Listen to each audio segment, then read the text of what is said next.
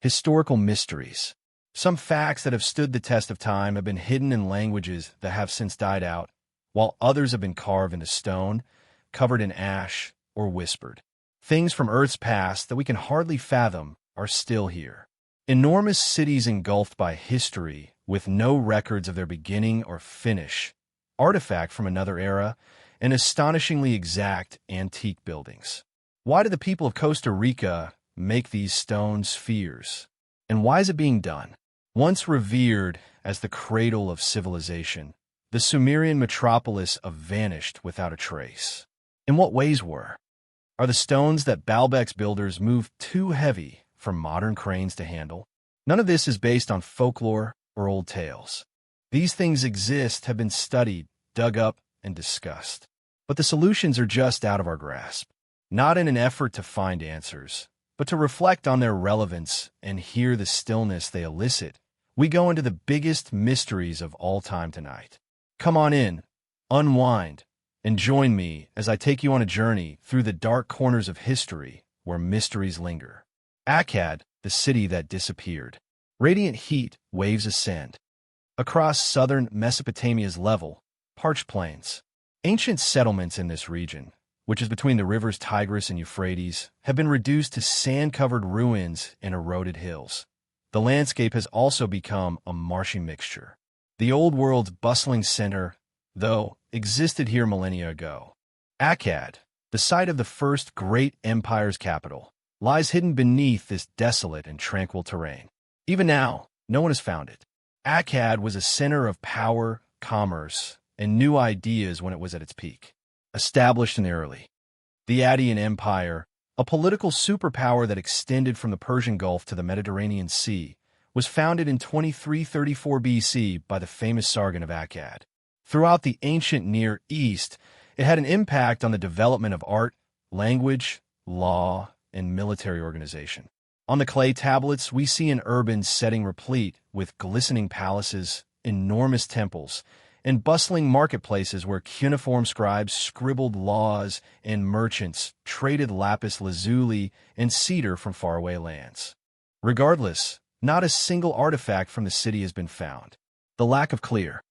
Nothing remains, not even a foundation stone with its name on it, much less a majestic ziggurat. Archaeologists have been searching for it for more than a century, utilizing satellite images, historical maps, and digging several tells. Akkad vanished without a trace. How could a city that was so important to ancient peoples just disappear?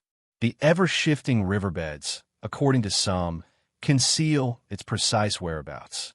The Euphrates River was notorious for its unpredictable behavior in antiquity, changing its channel by kilometers, flooding, and meandering. Many decades. Complete urban areas were either drained or drowned. Maybe a contemporary settlement has unwittingly constructed on top of Akkad's foundations, or that it is buried by silt. No evidence has been found to support any of the competing theories on the location of the site.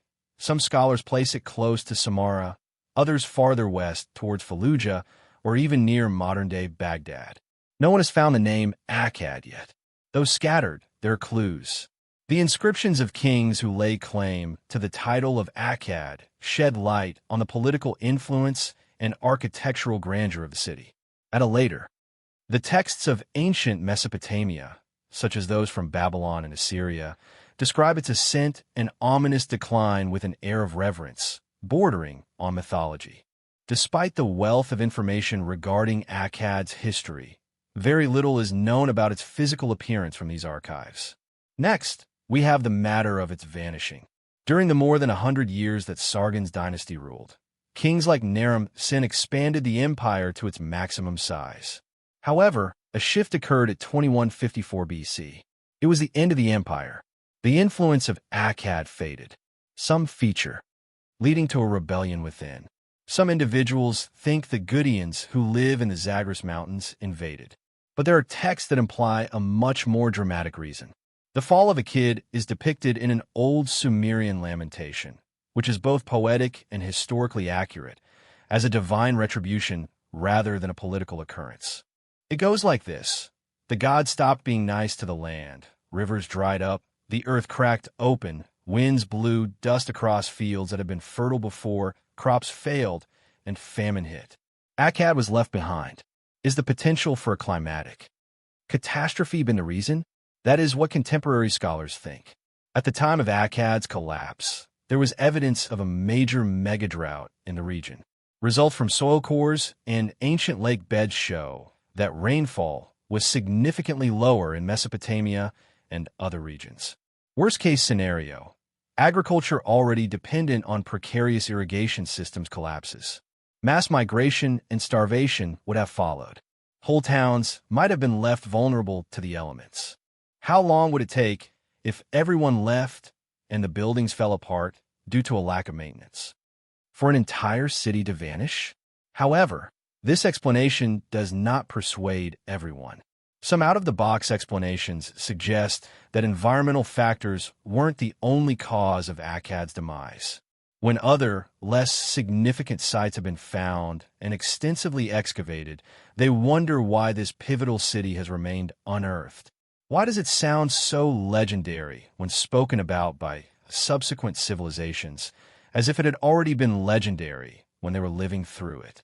Some think that Arashur's rivals, successors, or perhaps the people of Akkad themselves were behind the disappearance of the city, the deliberate destruction and subsequent oblivion of an entire city. Some people go even farther into conjecture, speculating about cosmic curses, hidden technology, or the metropolis being swallowed by the earth. Among academics, none of these ideas has gained widespread support. But even a little room for wonder exists because there is no hard evidence. Rather than asking, where was the cod? The real mystery may be in explaining how the fish might have gone missing in an area that has been thoroughly investigated using ground-penetrating radar and drones. Discover any indications of walls or roadways. How is it that the very heart of the Akkadian Empire can evade discovery? Is it concealed just below the surface, confused for some other layer or settlement? Or is it a thing of the past, a dust of clay that has been spread over fields that are no longer farmed? At least for the time being, the literature, folklore, and eternal quiet of the region that nourished Akkad are its only means of perpetuation. An imperial city long since vanished, its name carved into stone yet undiscovered. What more is hidden under the ground? The cities and planets that exist today. Seeking a home? Ancient Indies Valley culture. As the last remnants of Akkad's vanishing echo dissipate, we head east into the Indus River's flood plains, where yet another old mystery beckons. An earth made of water and bricks, with exact geometry and quiet ruins. A culture that thrived until its rivers stopped supporting it. The culture of the Indus Valley is described here. The remains are all over northwest India and modern-day Pakistan, appearing as flat, low mounds. To begin with, they don't look unusual at first glance, but when you look closely, you can find a magnificent pattern, straight and true avenues. Units of housing constructed to exacting specifications, perpendicular to the compass bearings. Subterranean arteries that carry water away from the streets. Covering, ventilating, and engineering the sewers is done in some places. Nothing is off-kilter. Every brick is the same size and shape. These were more than just a bunch of old towns. The planned urban world before both Rome and Athens. Harappa, Doevera, Mohenjo-daro. You can feel the energy in their names, in step with the passing of time, yet no one knows who they claim to be. Despite the fact that their language has been lost, their script, which is engraved on several tablets and seals, remains unread. One of the most sophisticated and widespread ancient civilizations was founded by them, however, between 2600 and 1900 BC. More expansive than Mesopotamia or Egypt at its height, this urban network spans more than 400,000 square miles. Standardized measurement was utilized. They engaged in trade with faraway civilizations, such as the Sumerians. They built houses with attached bathrooms, granaries that could feed thousands, and urban centers devoid of the imposing temples and palaces seen in other places. Then, in the span of a few centuries, it came to an end. Cities lay deserted. A hush descended over the city. We stopped making bricks. Marketplaces came crashing down. I ceased writing. Why? There is no indication that there was extensive fighting. There were no layers of burned earth, mass graves, or broken defenses. There was no sign of a slaughter among the populace. They just disappeared, or they left quietly. Many hypotheses have been advanced by historians. Climate change is one of the factors that has been mentioned. The major rivers' monsoon patterns started to change around 2000 BC. Some people think the once mighty Gujarhakra River is the legendary Saras from old writings, but it began to dry up. There was a failure in planting. Ashes settle into fields. Cities can't support life if they don't have water. Some point to seismic activity as the cause of the river's sudden changes in route. Entire metropolitan areas could be at risk if the Indus altered its course or if flooding became unpredictable. Markets and water sources might have been cut off from urban areas. Existence would have been rendered untenable. The idea that the soil started to deteriorate because it was farmed too intensively is another theory of overuse. The woods were cut down for fuel and building materials. That the environment that sustained civilization was progressively depleted as a result of civilization. Still, these don't cover all. Despite the fact that some cities faded, others remained for a while. In the South, smaller communities persisted. No one vanished without a trace. At no point did everything go apart. On the contrary, it seemed as though the entire civilization's lights were progressively going out, one by one. What little we do know about these individuals remains a mystery. How could they have constructed this without honoring their rulers or gods? The lack of a recognized governing body begs the question. Why is their urban planning so consistent? Instead of being hierarchical, was their culture cooperative? Alternately, is the truth written in a language that we have not yet mastered? Even if their writing system was a script, generally only a handful of symbols long, inscribed on the page. It can be found on pottery, tablets, and stamp seals. Nevertheless, deciphering it becomes nearly hard due to its brevity. Is it an imperishable code of conduct, a sacred symbol system, or an entire language? We can debate them all day long, but their voices will remain muted until something is clarified. Some have hypothesized that Indo-Aryan people arrived from Central Asia around the same time as the Indus towns began to fall, suggesting a massive migration. Combat was mentioned in ancient Indian scriptures, such as the Rig Veda, amid the ebb and flow of night between long-gone rivers and crumbling cities. Have myth and time changed these lyrical memories of the Harappan realm? But some go even beyond. The lack of royal inscriptions, epic narratives, or heroic sculptures begs the question. How could such a vast, well-organized civilization leave behind such little? Did they value modesty, anonymity, and communal living in their culture, or did we misread their silence? Unconventional hypotheses emerge when questions go unanswered. Some even suggest linking myths about long-vanished civilizations similar to Atlantis. Still, some propose long-forgotten, highly developed technology. Some have wondered whether the Indus people may have inherited some long-lost wisdom based on the accuracy of the city plans. But there's no proof for any of these claims. And yet, the riddle remains. This may be the most shocking reality. Almost no other ancient culture was able to maintain stability, inventiveness, and cooperation for as long as the Indus Valley civilization did. But even when it happens, came to an end, nothing remains except the ruins. There are no tales or accounts of its own downfall. I don't understand. Why do we recall the names of the pharaohs of Egypt, the philosophers of Greece, and the kings of Sumer, but not the builders of Mohenjo-daro? What kind of insight do they have that we don't have anymore? If we could read their script, what questions might it answer? Hidden beneath the surface of the earth, the Indus cities continue to lie in peace. Undisturbed and patient, they wait for the rains that once supported them or for someone to finally get their message. What led to the Hittite Empire's collapse? We go westward into the rocky Anatolian highlands as the last echoes of the Indus die out. Here, in this land of stone and wind, Mountains loom over parched plateaus and valleys are filled with the murmur of trees. The worn-out ruins of a long-lost capital sit amidst the hills of central Turkey. Its sculpted lions and sphinxes decorate its ancient gates, which once opened to a world power. These days, all they lead to are broken walls and fragmented pebbles. The Hittite Empire's long-lost beating heart, Hattusa, is this. This metropolis was the seat of power for a mysterious and formidable ancient Near Eastern civilization more than 3,000 years ago. Both in battle and diplomacy, the Hittites excelled. They faced Egypt's most powerful pharaohs head-on with their troops. Their scribes were not consistent, but they preserved royal decrees and treaties on clay tablets and stored them in cold, dark archives. Their sphere of influence stretched all the way to the Euphrates River. After that, disappeared in an instant, rather than a slow and stealthy collapse.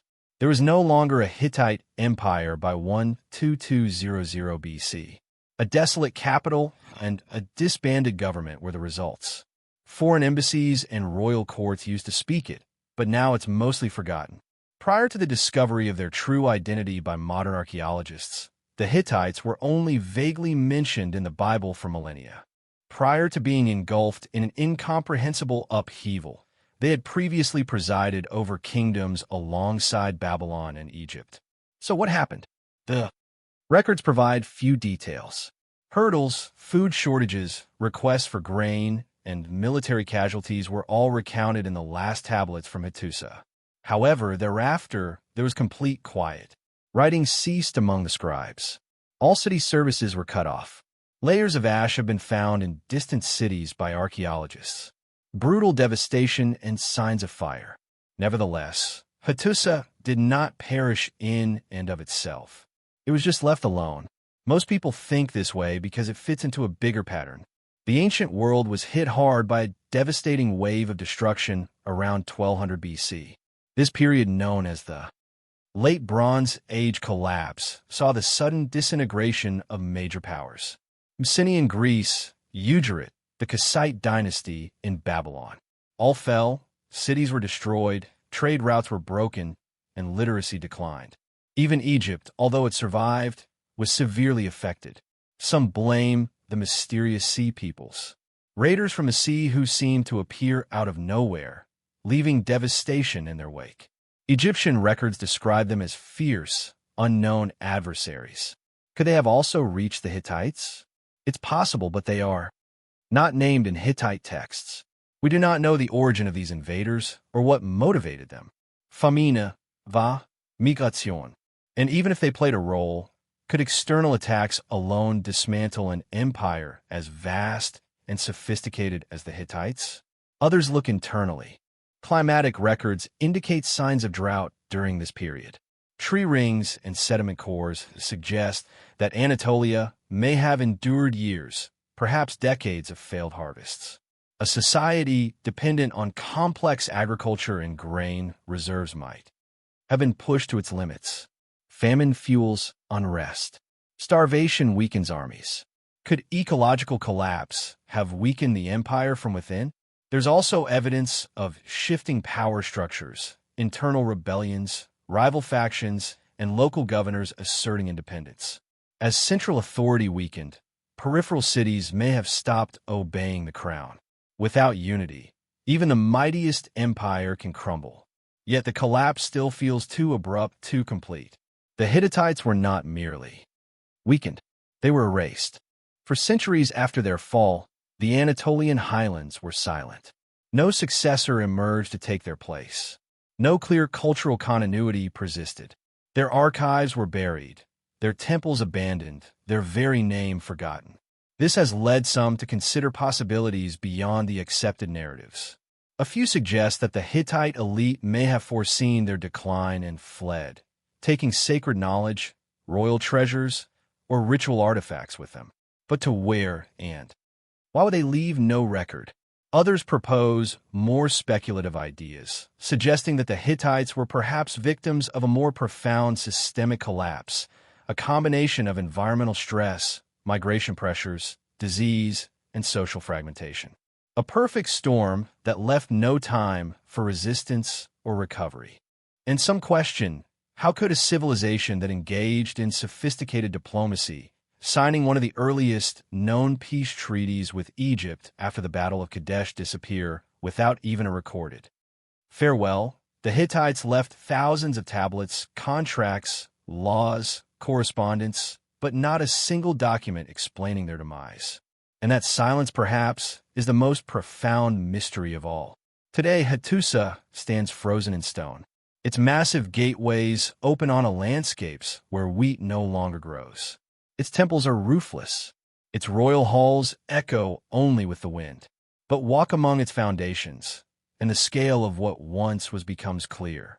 Here people forged empires, wrote laws, made peace with pharaohs, and then like a candle in a storm, they were extinguished. What force could obliterate a world so completely? What truths lie hidden beneath the dust of Hadissa? And how many more civilizations, once vibrant and proud, now lie in silent slumber, waiting for their stories to be revealed once more? The Minoan collapse. As the winds leave behind the stony silence of Hattusa, we turn south to the brilliant blue waters of the Iron Sea. Here, sunlight dances on waves that conceal ancient secrets below. Just north of Crete lies the island of Santorini, formerly known as Thera, its whitewashed cliffs curving around a vast volcanic caldera. But this serene beauty masks a catastrophic past. Approximately 3 inches 600 years ago, around 1600 BC, Thera erupted with unimaginable force. It was one of the most powerful volcanic eruptions in human history. A thunderous explosion audible across the Mediterranean. Ash darkened the skies. Tsunamis radiated outward in all directions. Entire coastlines were reshaped within hours.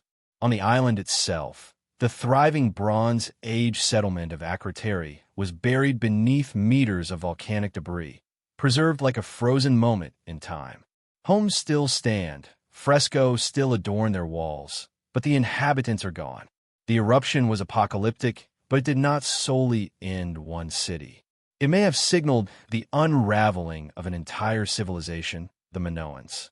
Centered on the island of Crete, the Minoan civilization had flourished for centuries before the eruption. Their cities were elegant, multi-story structures decorated with vibrant art and featuring advanced engineering. At Konos, Phistos, and Malea, grand palaces rose with intricate corridors and indoor plumbing, centuries ahead of their time. Their culture was deeply connected to the sea, engaging in trade, exploration, and forging connections across the Ion and beyond. But sometime after the Thera eruption, they began to disappear. The palaces were abandoned. Their script, known as linear, fell silent. Their influence across the seas diminished.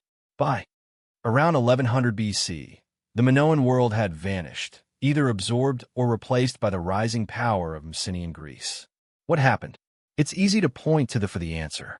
The eruption would have sent shock waves through the Minoan heartland, both literally and figuratively.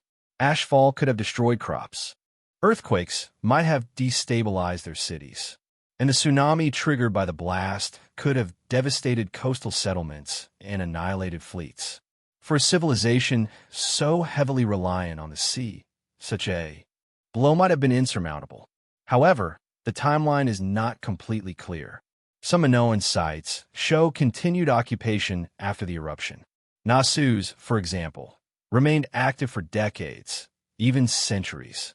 So, if the eruption wasn't the immediate cause of their collapse, what was? Some archaeologists suggest that the eruption was merely the beginning, a destabilizing event that triggered more profound crises. Trade networks were disrupted, food supplies dwindled, political structures may have fractured. Under the strain, civil unrest or power struggles could have followed, gradually weakening the Minoans from within. Others point to external factors. Around the same time, the Mycenaeans, mainland Greeks with a more militaristic culture, began expanding their influence. There is evidence suggesting they took control of Minoan sites, perhaps even seizing Nasus. Was there an invasion, a slow cultural assimilation?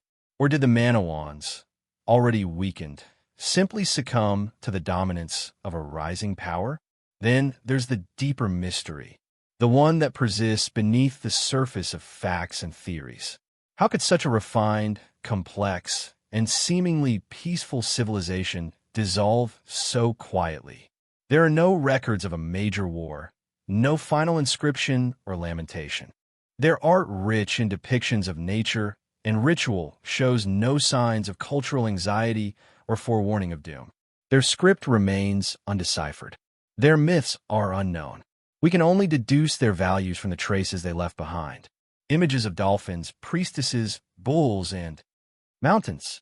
And yet, despite their beauty and sophistication, they left no voice. This silence has fueled speculation. Some wonder if the Manawans voluntarily departed, fleeing their collapsing world and ships, becoming seafarers who disappeared into distant lands, leaving only fragments. Others question if the Mycenaeans or other shadowy forces erased Minoan identity to create something new. And then there's the oldest theory of all, a legend whispered through millennia. Plato spoke of Atlantis, an advanced island civilization blessed with knowledge and power that was destroyed in a single day and night of catastrophe. Could the Manawans have inspired this myth?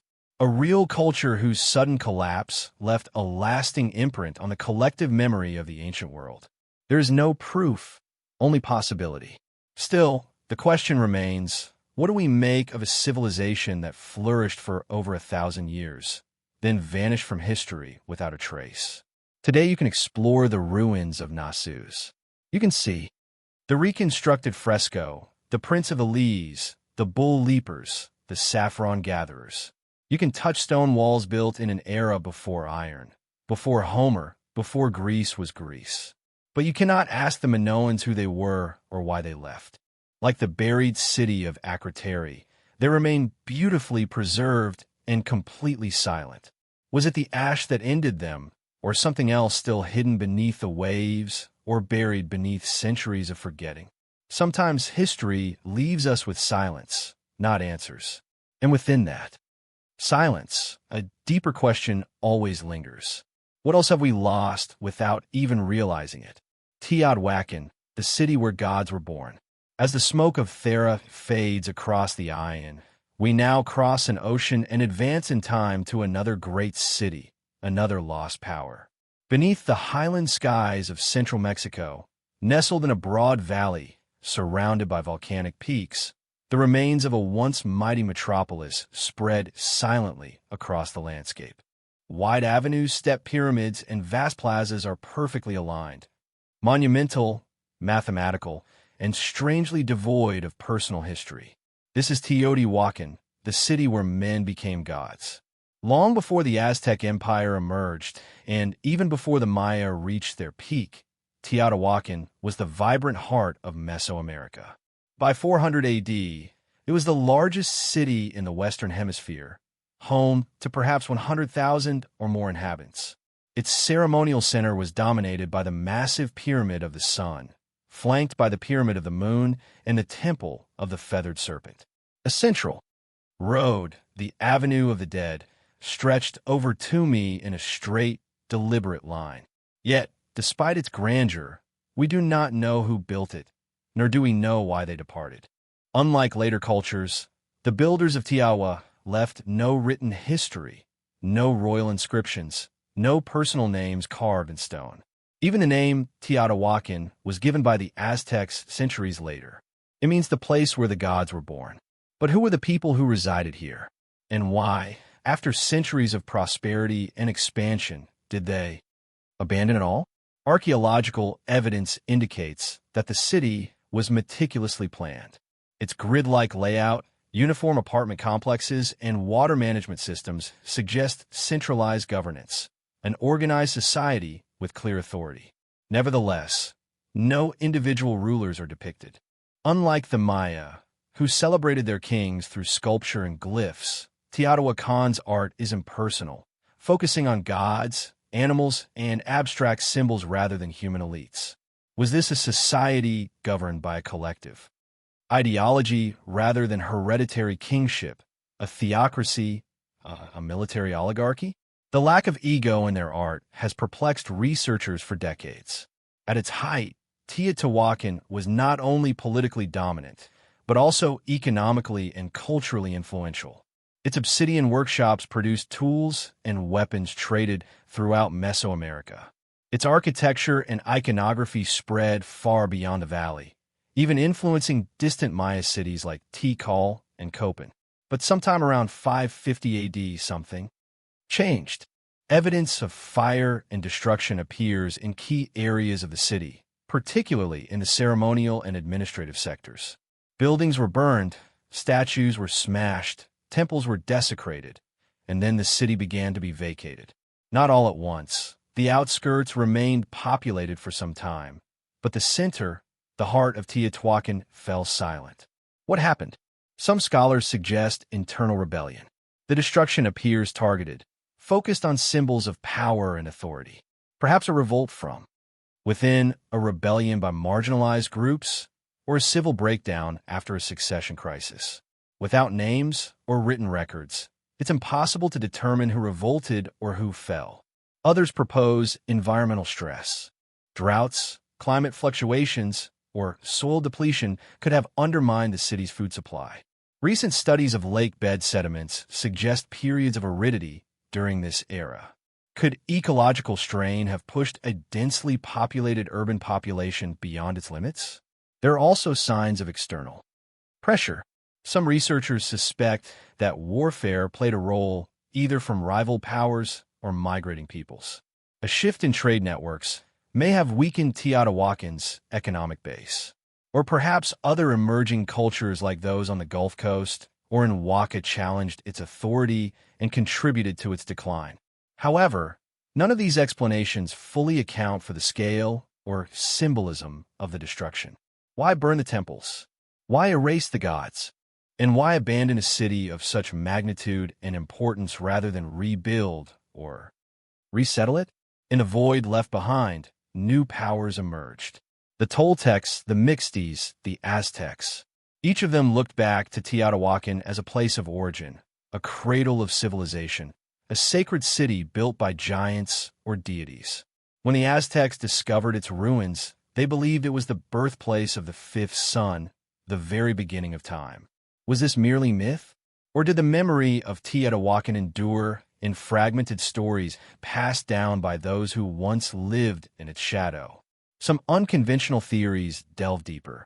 They highlight the mathematical precision of its layout, its alignment with celestial bodies, and its repeated use of sacred numbers and geometry.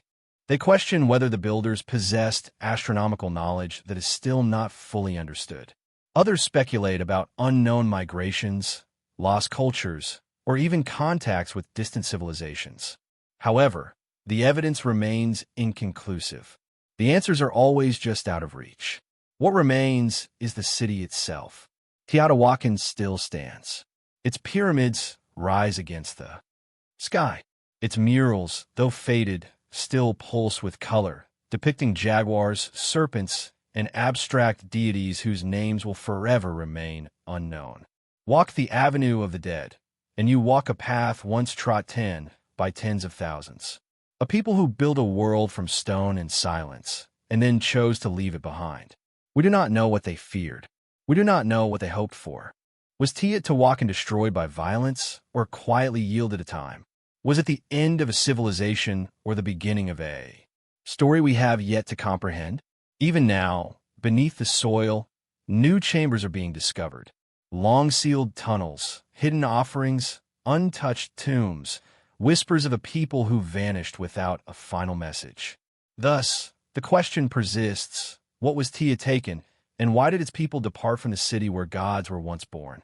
The passing of Alexander the Great. As the ancient stones of Teotihuacan fade into the midst of time, we turn our attention to a vastly different setting, a palace steeped in heat and opulence. Situated along the banks of the Euphrates River. The year is 323 BC. The location is Babylon. Within its ornate halls, beneath vate ceilings and flickering oil lamps, the most powerful man in the known world lies still, afflicted by fever and weakness, surrounded by generals, physicians, and priests. Yet he is beyond the help of all of them. His name was Alexander, and his death would resonate more profoundly than any of his conquests. He had conquered from Greece to Egypt, from the Levant to the fringes of India, undefeated in battle, venerated by his troops, and feared by his adversaries. He had overthrown the Persian Empire, spread Hellenistic culture across 3 continents, and envisioned a united civilization of East and West. However, at the zenith of his power, just shy of his 33rd birthday, he fell ill. It began with a sudden fever, followed by chills and pain. Over 12 days, his condition deteriorated. His speech became slow. His limbs failed. By the end, he could neither move nor speak. And then he was gone. No wound, no clear illness, no obvious enemy. How could a man of such vitality and strength, celebrated as semi-divine and even a living god by some, die so suddenly and so young? Ancient historians attempted to answer this question, but their accounts differ. Some suggest that Alexander succumbed to a sudden illness, perhaps typhoid fever, malaria, or a parasitic infection contracted during his extensive campaigns.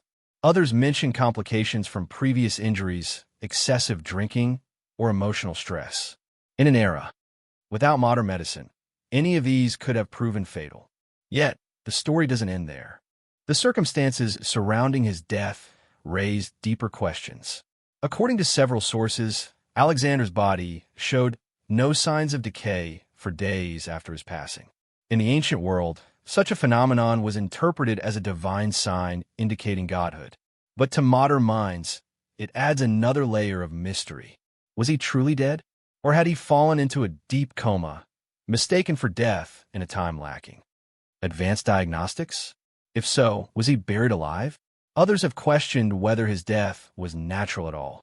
His inner circle, known as the Diadochi, were ambitious and powerful men. They knew that Alexander had not designated a clear successor. With no legitimate heir to the empire, a power vacuum would arise, bringing with it opportunity. Was it mere coincidence that Alexander's final illness followed a lavish banquet, that it progressed rapidly with symptoms described by some as consistent with poisoning? And if so, who would have had the motive? Some theories point to Antipater, a powerful region in Macedonia whose son Cassander would later become king. Others speculate about generals like Tami or Seleucus, men who established empires from Alexander's legacy. Even Aristotle, Alexander's former tutor, was rumored in ancient times to have been involved. However, if it was poison, it must have been a rare and slow-acting type. Ancient poisons typically acted quickly. To extend symptoms over 12 days would have required advanced knowledge, perhaps even a substance now lost to time. Then there is the mystery of his burial. After his death, Alexander's body was placed in a golden sarcophagus, then a gold casket, and transported from Babylon, but its final resting place remains unknown. Initially, it was intended to be returned to Macedonia, to his mother Olympus. But Ptolemy intercepted the funeral procession and brought the body to Egypt, where Alexander had proclaimed himself son of Zeus Ammon and founded the city bearing his name. There in Alexandria, the tomb became a site of pilgrimage. Roman emperors visited it. Julius Caesar wept at its side. Augustus placed flowers upon it. But sometime in late antiquity, it disappeared. Earthquakes, religious turmoil, and the passage of time may have buried it beneath the shifting streets of the modern city. Despite numerous excavations, the tomb of Alexander the Great is still lost. Could it still be hidden somewhere beneath Alexandria's dense and chaotic urban sprawl? Could the body that inspired legends, unified nations, and altered the course of history still lie undisturbed? Or was it destroyed, forgotten, intentionally erased? The death of Alexander did more than end a life. It shattered a world. His empire, so recently formed, fractured within days. Generals became kings. Wars erupted. His wife and son were murdered. His vision of a unified empire became a battleground. Yet the man himself, the how, the where, and the why of his final moments remains a blank space at the center of a map he once controlled. Was his death simply the tragic end of a brilliant, overtaxed life? Or something more sinister, carefully planned and expertly concealed? Even now, over 2 millennia later, we can only infer from the accounts of ancient historians, many writing long after his death, influenced by rumor, politics, and myth. What truths have been lost between the lines? And what secrets might still lie beneath the streets of Alexandria, waiting to be unearthed? Ultimately, perhaps the greatest mystery of Alexander's life is how little we truly understand about its final chapter. A chapter that closed too quickly and left the world forever changed. The puzzle of the Sea Peoples. As the echo of Alexander's final breath fades into silence, we step back in time once more to an age even more obscured, more elusive, a period when great cities fell sequentially, as if struck by an unseen force. Fires ravaged palaces. Trade routes vanished. Languages disappeared. Across the eastern Mediterranean, entire civilization seemed to collapse simultaneously. And behind it all came the Sea Peoples. Their identity remains unknown. Their origin is a mystery, and their ultimate fate is a puzzle. Yet for a brief and devastating period in the late 13th and early 12th centuries BC, they altered the course of history. The evidence is fragmented yet haunting. Inscriptions from Egypt, stone reliefs, and ruined settlements offer glimpses, fragments of a larger, unresolved puzzle. The most famous account comes from the mortuary temple of Ramesses III at Medabu. Carved into the stone is a dramatic scene. Lines of ships engaged in battle, warriors in horned helmets landing ashore, chariots crashing, fire consuming cities. The pharaoh boasts of victory. Those who came on the sea, their seat is not. Their hearts and their souls are finished forever. But the relief presents only one side of the story. What motivated these mysterious invaders to attack? And why did their arrival coincide with the sudden collapse of almost every major Bronze Age power? Hutti, Ugarit, Mycenae, Alashia, each fell within decades. Many without record, without resistance, without recovery. Trade connections that had spanned hundreds of miles simply disappeared. Writing systems fell into disuse. The rhythm of civilization was broken. The Sea Peoples are blamed. But who were they? The term Sea Peoples is a modern designation derived from Egyptian records that grouped several foreign tribes. The Sharon, Shailesh, Peliset, Lucca, and others. And their names appear, but their origins are uncertain. Were they migrants, mercenaries, displaced farmers driven by famine or drought? Or were they warriors, opportunists exploiting chaos for conquest? Some scholars believe they originated from the Iron World, perhaps from collapsing Mycenaean kingdoms. Others point to Western Anatolia, or even further afield, Sardinia, Sicily, the Balkans. If so, what compelled these seafaring groups to abandon their homes and sweep across the Mediterranean like a storm? Environmental data offers a clue. Drought records from this period suggest a prolonged climate shift causing fertile lands to dry up. Combined with earthquakes and overpopulation, this may have created ideal conditions for mass migration. Starving populations might have moved southward in a desperate search for food and security. However, the scale of destruction seems too vast to be attributed to hunger alone. The cities of Ugarit and Alalak, once vibrant coastal centers, were reduced to ash. Their clay tablets contain urgent pleas for assistance, letters sent but never answered. In the Hittite heartland, administrative centers were burned and palaces were abandoned. Even the mighty Mycenaeans, whose fortress cities once dominated Greece, fell into ruin.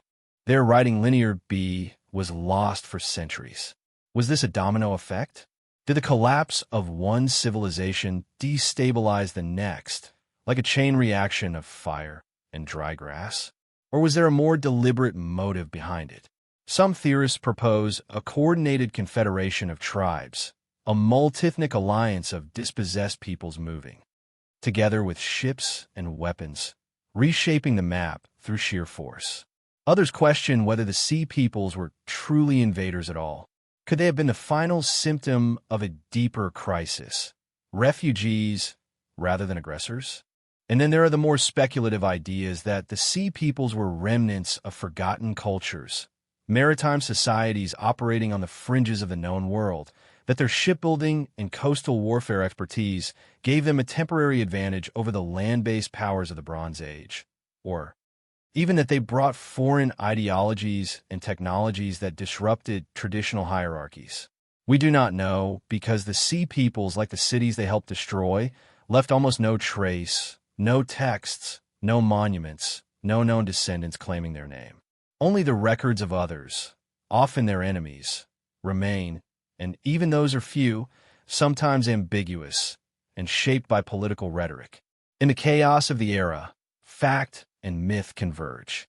Ramses III may have repelled them in Egypt, but even that kingdom suffered deep wounds. Centralized administration weakened. Grain shortages followed. Egypt would never fully recover its former power. Elsewhere, what followed the Sea Peoples was not conquest, but silence, a dark age. The Iron Age would slowly emerge from this void, bringing new languages and new powers. But the great cultures of the Bronze Age, those who once communicated across seas, sent ambassadors, exchanged gifts, and signed treaties, were gone, all because of a people whose identity remains uncertain. Were the Sea Peoples the cause of the collapse or consequence? Did they initiate the end or simply arrive at its final hour like scavengers after a storm? Even now, archaeologists continue to uncover new clues. Weapons caches buried beneath ruined walls, mass graves, shipwrecks, stone inscriptions. But the core mystery remains intact, resistant to time, and uncooperative with certainty. Who were they? And what would it mean if their story, still untold, mirrored our own fragility? Civilization, after all, is a delicate construct, and sometimes all it takes is a ripple from the sea. The puzzle of the Sea Peoples. As the echo of Alexander's final breath fades into silence, we step back in time once more to an age even more obscured, more elusive. A period when great cities fell sequentially as if struck by an unseen force. Fires ravaged palaces, trade routes vanished, languages disappeared. Across the Eastern Mediterranean, entire civilizations seemed to collapse simultaneously, and behind it all came the Sea Peoples. Their identity remains unknown. Their origin is a mystery, and their ultimate fate is a puzzle. Yet for a brief and devastating period in the late 13th and early 12th centuries BC, they altered the course of history. The evidence is fragmented yet haunting. Inscriptions from Egypt, stone reliefs, and ruined settlements offer glimpses. Fragments of a larger unresolved puzzle. The most famous account comes from the mortuary temple of Rome's III at Medina Habu. Carved into the stone is a dramatic scene. Lines of ships engaged in battle. Warriors in horned helmets. Landing ashore. Chariots crashing. Fire-consuming cities. The pharaoh boasts of victory. Those who came on the sea, their sea is not. Their hearts and their souls are finished forever. But the relief presents only one side of the story. What motivated these mysterious invaders to attack? And why did their arrival coincide with the sudden collapse of almost every major Bronze Age power? Hutti, Ugarit, Mycenae, Wallachia. Each fell within decades. Many without record, without resistance, without recovery. Trade connections that had spanned hundreds of miles simply disappeared. Writing systems fell into disuse. The rhythm of civilization was broken. The Sea Peoples are blamed. But who were they? The term Sea Peoples is a modern designation derived from Egyptian records that groups several foreign tribes. The Sharon, Shialash, Peliset, Luca, and others. Luca and their names appear, but their origins are uncertain. Were they migrants, mercenaries, displaced farmers driven by famine or drought? Or were they warriors, opportunists exploiting chaos for conquest? Some scholars believe they originated from the Iron World, perhaps from collapsing Minian kingdoms. Others point to Western Anatolia, or even further afield? Sardinia, Sicily, the Balkans. If so, what compelled these seafaring groups to abandon their homes and sweep across the Mediterranean like a storm? Environmental data offers a clue. Drought records from this period suggest a prolonged climate shift causing fertile lands to dry up. Combined with earthquakes and overpopulation, this may have created ideal conditions for mass migration. Starving populations might have moved southward in a desperate search for food and security. However, the scale of destruction seems too vast to be attributed to hunger alone. The cities of Ugarit and Alalak, once vibrant coastal centers, were reduced to ash. Their clay tablets contain urgent pleas for assistance. Letters sent but never answered. In the Hittite heartland, administrative centers were burned and palaces were abandoned. Even the mighty Messenians, whose fortress cities once dominated Greece, fell into ruin. Their writing linear B was lost for centuries. Was this a domino effect? Did the collapse of one civilization destabilize the next, like a chain reaction of fire and dry grass? Or is there a more deliberate motive behind it? Some theorists propose a coordinated confederation of tribes, a multi-ethnic alliance of dispossessed peoples moving together with ships and weapons, reshaping the map through sheer force. Others question whether the sea peoples were truly invaders at all. Could they have been the final symptom of a deeper crisis? Refugees rather than aggressors. And then there are the more speculative ideas that the sea peoples were remnants of forgotten cultures, maritime societies operating on the fringes of the known world, that their shipbuilding and coastal warfare expertise gave them a temporary advantage over the land-based powers of the Bronze Age, or even that they brought foreign ideologies and technologies that disrupted traditional hierarchies. We do not know because the sea peoples, like the cities they helped destroy, left almost no trace, no texts, no monuments, no known descendants claiming their name. Only the records of others, often their enemies, remain, and even those are few, sometimes ambiguous and shaped by political rhetoric. In the chaos of the era, fact and myth converge. Ramesses III may have repelled them in Egypt, but even that kingdom suffered deep wounds. Centralized administration weakened. Grain shortages followed. Egypt would never fully recover its former power.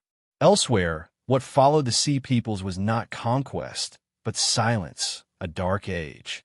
The Iron Age would slowly emerge from this void, bringing new languages and new powers. But the great cultures of the Bronze Age, those who once communicated across seas, sent ambassadors, exchanged gifts, and signed treaties, were gone, all because of a people whose identity remains uncertain. Were the sea peoples the cause of the collapse or a consequence? Did they initiate the end or simply arrive at its final hour like scavengers after a storm? Even now, archaeologists continue to uncover new clues. Weapons caches buried beneath ruined walls, mass graves, shipwrecks, stone inscriptions. But the core mystery remains intact, resistant to time, and uncooperative with certainty. Who were they? And what would it mean if their story, still untold, mirrored our own fragility? Civilization, after all, is a delicate construct, and sometimes all it takes is a ripple from the sea. The 10 lost tribes of Israel. As the dust of the Bronze Age settles over fractured empires and forgotten cities, we turn to one of the most enduring and debated mysteries of the ancient world. Not a collapsed palace or a vanished tomb, but a narrative. A story etched in fire and fear, in freedom and divine judgment. A story recounted across millennia, yet never fully substantiated. The Exodus. It begins in Egypt, the land of the Nile, of granite temples and sun gods of precision and permanence. For centuries, pharaohs governed this kingdom with near-divine authority. Nevertheless, within the pages of the Hebrew Bible, a vastly different image emerges.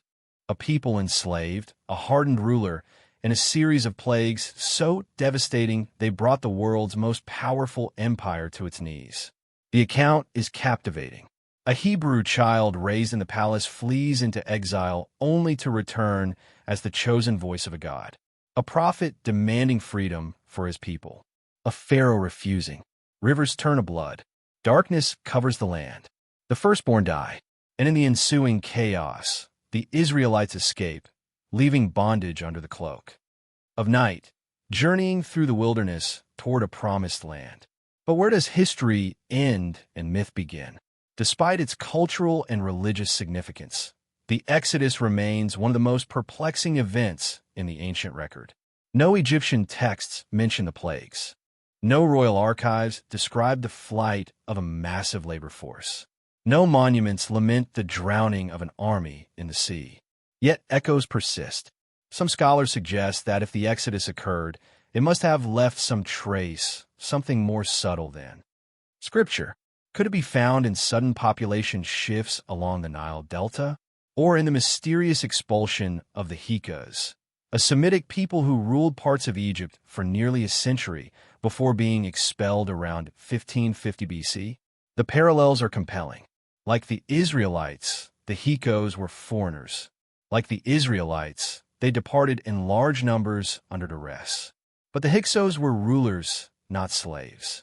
Their departure was a military defeat, not divine deliverance. Still, for some, the memory of their fall may have influenced later oral traditions, distorted by time, into something more symbolic and moral. Others seek answers in the natural world. Could the plagues have been real, but caused by environmental disaster? A red tide turning the Nile blood-like? Frogs fleeing drying riverbanks? Insects, disease, darkness, all plausible in a region prone to both drought and flood. Volcanic eruptions, such as the massive Thera eruption around 1600 BC, may have created atmospheric conditions that align eerily with the biblical account. And then, there is the question of the sea. The Bible speaks of parted waters, of walls of ocean held back by wind, of a path through chaos, a miracle. But scholars have long debated which body of water this might refer to. The Red Sea, the smaller marshy Reed Sea. Some even suggest tidal phenomena or seismic activity could have briefly exposed a crossing point only for it to be flooded again, engulfing the pursuing army. Could a natural event be the source of a supernatural story? Still, the core of the mystery is not the science, but the silence. Why does Egyptian history, so meticulous in its record-keeping, say nothing of such a dramatic event? Some argue it was deliberate, that the Egyptians would never preserve a tale of divine defeat. That shame, not oversight, buried the event. Others suggest that the Israelites of the time were too few, too insignificant to appear in state records, or that the story of the Exodus is not a single historical moment, but a woven memory, a collective echo of multiple migrations, exiles, and returns. We do know that people named Israel appear in Egyptian records as early as the 13th century BC. The Mpede, stele dated around 128 BC, names Israel as a people already present in Canaan. Not a city, not a kingdom, but a distinct group. By then, the Exodus, if historical, must have already taken place. But if so, where are the traces? The Sinai desert is vast, harsh, unwilling to preserve what is not carved in stone. Archaeological evidence for a mass migration of hundreds of thousands has not been found. No campsites? No. Inscriptions? No discarded tools. Could it be that the journey was smaller, slower, that the numbers in the biblical text are symbolic, not statistical? The debate continues among theologians, archaeologists, and historians. Some view the Exodus as pure myth, a narrative crafted for spiritual identity. Others see it as a memory obscured by time, but rooted in actual events. Still others suggest that the question itself may be flawed, that truth and tradition are not always contradictory, that history is not only what is written in stone, but also what is remembered in story. In the end, the Exodus remains a boundary between the known and the unknowable, a journey half remembered, half revealed, a people walking out of bondage into legend. Was it a historical exodus, a metaphor for spiritual transformation, or both? And what might still lie beneath the shifting sands of Egypt and Sinai? waiting to whisper a truth the desert has long concealed. The burning of the Library of Alexandria. As the dust of the Exodus settles into sacred memory, we return to the crumbling thresholds of the Ion, where another ancient world unraveled quietly and completely. Beneath the sun-bleached hills of mainland Greece, scattered among olive groves and stony ridges, lie the ruins of once mighty fortresses. Towering walls of massive stones, so immense the ancients said only giants could have placed them, still stand at Messini and Pio. Cyclopean walls they're called, and behind them once lived the kings of the Messenian world, the rulers who in later Greek tradition became legends: Agamemnon, Neastermenos, and yet sometime around 1200 BC, this civilization collapsed, not in myth, but in silence. The palaces were abandoned. The administrative centers ceased to function.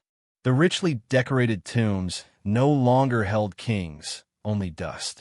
Linear B, the script they used for record-keeping, vanished along with the bureaucratic order it upheld. Writing itself disappeared from Greece for nearly 400 years. Why? The Messenians had flourished for centuries, dominating the Ion after the decline of the Manawans. Their citadels were more than military strongholds. They were centers of production, trade, and religious ritual. They imported tin and gold, exported olive oil and pottery, maintained long-distance connections across the Mediterranean. They were not isolated. They were part of the late Bronze Age network tied to Egypt, to Hatti, to Canaan. And like so many of those great powers, they fell. The signs of decline are unmistakable. Around 1190 BC, the palace of Chios was destroyed by fire. Messini, too, suffered destruction. Its grand megaron, the central hall of its ruler, reduced to rubble. Other sites were abandoned altogether or slowly depopulated. The pottery styles changed. The architecture grew simpler. The economic system fractured, and the script, the meticulous accounting of the palace economy, with its tallies of livestock and grain, disappeared. Greece entered what historians call the Greek Dark Age. So what happened? There is no single answer. Instead, there's a cluster of possibilities. Each one a piece of a puzzle with too many missing corners. One theory points to warfare. There is archaeological evidence of conflict. Burnt layers, weapons, hastily built walls.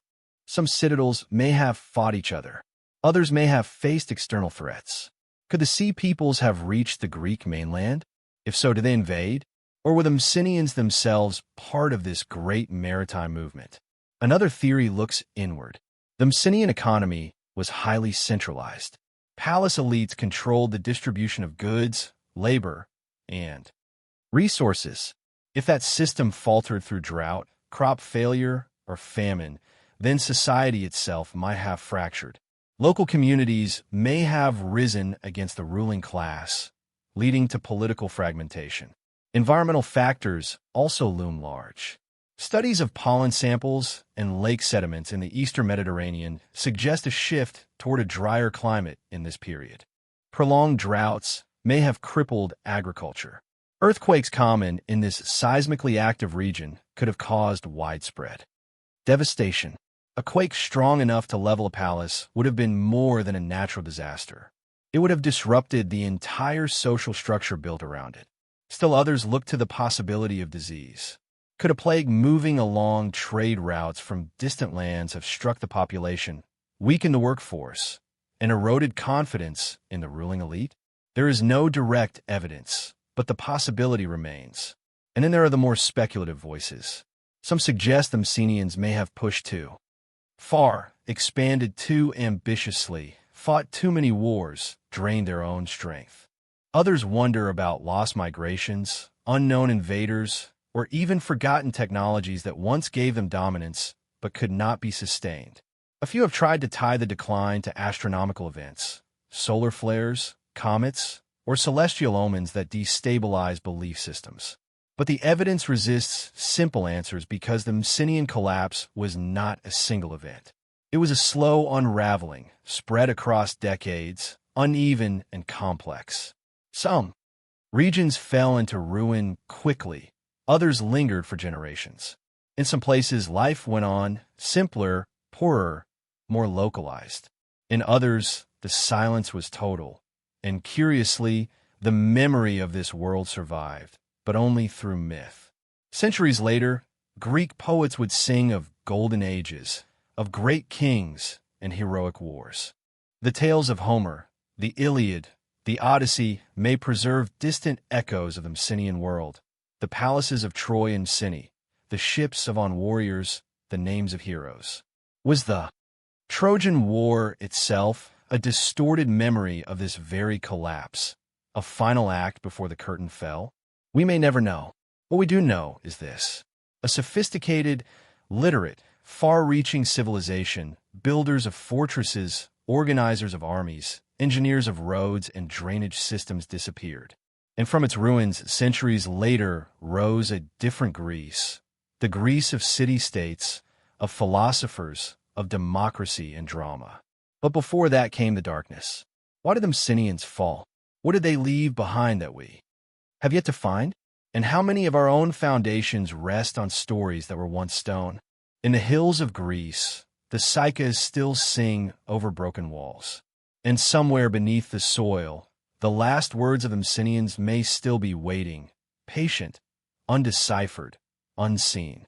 As the echoes of Mycenaean kings fade into myth and memory, we return to the Near East, where another silence, more spiritual than material, continues to puzzle historians, theologians, and seekers alike. A disappearance not of monuments, but of people, a scattering, a vanishing act carried out not in the shadows, but recorded in plain sight. This is the mystery of the 10 lost tribes of Israel. It begins in the northern highlands of ancient Canaan among olive trees and terrace hillsides where a kingdom once thrived. The kingdom of Israel, separate from its southern neighbor Judah, was home to 10 of the original 12 tribes said to descend from the sons of Jacob: Reuben, Simeon, Dan, Naphtali, Gad, Asher, Issachar, Zebulun, Ephraim, and Manasseh. They built cities, worshipped in sanctuaries at Dan and Bethel, raised flocks, and cultivated vineyards. Prophets warned of judgment. Kings ruled in succession. And then in the 8th century BC, everything changed. In 7122 BC, the Assyrian Empire swept through the region. Powerful, efficient, and brutal, the Assyrians captured the capital city of Samaria after a prolonged siege. According to both biblical records and Assyrian annals, the northern kingdom was crushed, its elites were exiled, its people deported, the land repopulated with foreign settlers, and the 10 tribes of Israel vanished from history. The Assyrian strategy was clear: relocate conquered peoples to prevent rebellion and dissolve cultural identity. And so the Israelites were said to have been carried away to regions beyond the Euphrates, Hala, Habur, and the cities of the Mess. Beyond this, however, no definitive trace remains, no returning caravans, no known descendants, no ancient letters reaching home. What became of them? The Bible itself offers little closure. Later books, such as 2 Esdras, speak of the tribes wandering to a distant land where never mankind dwelt, a poetic image perhaps of spiritual exile. Jewish tradition over centuries speculated that they live beyond some river hidden until a messianic return. But history leaves only footprints, and here the ground is dry. Some scholars argue the answer may be simpler than the myth suggests, that the deported tribes were absorbed into the cultures they were exiled to, intermarried, assimilated, forgotten. In this view, the disappearance is not so much a vanishing as a delusion, a fading away of distinct tribal identity under the weight of empire and time. But others are not so sure. From the Middle Ages to modern times, countless groups have claimed or have been claimed as the descendants of the lost tribes. The Beta Israel of Ethiopia, who practiced a form of Judaism for centuries before outside contact, were once thought by some to descend from the tribe of Dan. The Ben Israel of India, the Pashtun tribes of Afghanistan, and even communities in Japan and Native American nations have all at one point been linked to the ancient Israelites through language patterns, customs, or ancient oral traditions. In the 19th and 20th centuries, British Israelism emerged, a belief that the Anglo-Saxon peoples were the true heirs of the 10 tribes. Though widely discredited by scholars, it illustrates the enduring fascination with the idea that an entire part of biblical identity might live on, hidden in plain sight. But with every theory comes a problem. Proof. No inscriptions. No DNA evidence confirmed beyond doubt. No ancient documents unearthed with the names of the lost tribes in foreign lands. The trail grows cold quickly, leaving only shadows and speculation. Still, the notion of the 10 lost tribes has proven more than a historical curiosity. It's become a symbol, a mystery that blends faith and longing. For many Jewish communities, the idea is deeply spiritual. The belief that the tribes are not lost forever, but hidden by design to one day be gathered again. For others, the idea becomes a story of survival, of identity displaced but never destroyed. Modern historians continue to investigate the fall of the Northern Kingdom. Some propose that not all 10 tribes were exiled. Some may have fled south to Judah and integrated into the population there. Others may have remained in the land, adapting quietly under foreign rule. The binary of lost versus preserved may oversimplify a more gradual and fragmented transformation. And yet, the silence remains. A whole branch of biblical lineage spoken of in Scripture vanishes from the archaeological and historical record almost completely. No tombs, no settlements, no firm trail. Just the lingering question, where did they go? Were they scattered to the winds, swallowed by the great machine of empire? Or did they seed something new, identities reborn in places we have yet to recognize? Or is the very idea of the 10 lost tribes less about history and more about hope, a yearning for unity, a belief that what was scattered can one day be gathered? The hills of Samaria still rise above the valleys of the ancient kingdom.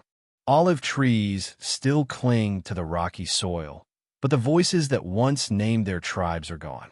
And the question remains, are the 10 tribes truly lost or simply waiting to be found? And from the vanished tribes of Israel scattered across unknown lands, we follow the faint trail of lost knowledge to the Mediterranean coast of Egypt, to a gleaming city built by Alexander the Great himself. A place envisioned as the new crossroads of the ancient world, Alexandria. Here, where the Nile meets the sea, once stood one of humanity's greatest achievements. Not a palace, nor a temple, but a library, a sanctuary of scrolls, a monument not to power or conquest, but to curiosity. The Library of Alexandria. Imagine it. Colonnaded halls of marble, sunlight slanting through lattice windows, scribes moving silently between shelves of papyrus and parchment, the air thick with the scent of ink and sea salt. Here, thousands, perhaps hundreds of thousands of texts from across the known world were gathered. Mathematics, astronomy, history, medicine, poetry, philosophy, the works of Egyptians, Babylonians, Greeks, Indians, Persians, and more. It was more than a library.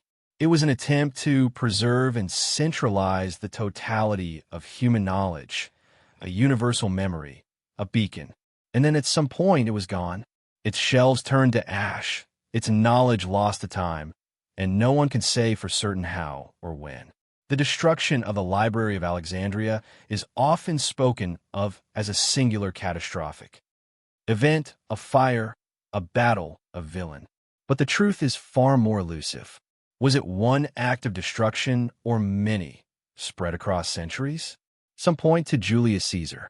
In 48 BC, during a civil war in Egypt, Caesar found himself besieged in Alexandria. To secure his position, he ordered the burning of the Egyptian fleet in the harbor. The flames reportedly spread into the city and may have reached the library or one of its affiliated storage centers. If so, this would have been the first blow, not a final one. But others suggest the main library had already declined by then, and that Caesar's fire struck only part of the collection. Later, Roman historians disagree on how much was lost. Some say it was minor. Others claim tens of thousands of scrolls were consumed. Then there's the account of Theophilos, the Patriarch of Alexandria, and the destruction of pagan temples under Christian rule in the late 4th century AD. In this version, the library, or what remained of it, was deemed heretical, associated with ancient gods and forbidden texts. One such location was the Serapeum, a temple to Serapis that housed scrolls in its own annex. It was destroyed under imperial orders, and whatever knowledge remained may have perished with it. A century later, the Muslim conquest of Egypt brought new rulers to Alexandria. In the 7th century, an anecdote, possibly apocryphal, claims that Caliph Umar, when asked what to do with the library's books, replied, "If what they contain agrees with the Quran, they are superfluous. If they disagree, they are heretical." And so the story goes, the books were burned, but this account appears centuries after the fact. Most modern historians doubt its authenticity. It may reflect more about later cultural tensions than actual events. So what truly happened? Perhaps there was no grand burning, no single moment of cultural amnesia. Perhaps it was a slow erosion, centuries of neglect, political instability, religious upheaval, and shifting priorities. One ruler after another, one war after another, until finally the shelves stood empty. But if that's the case, what exactly was lost? That, too, is a mystery. No catalog of the library has survived. We don't know how many scrolls were kept or how many were original.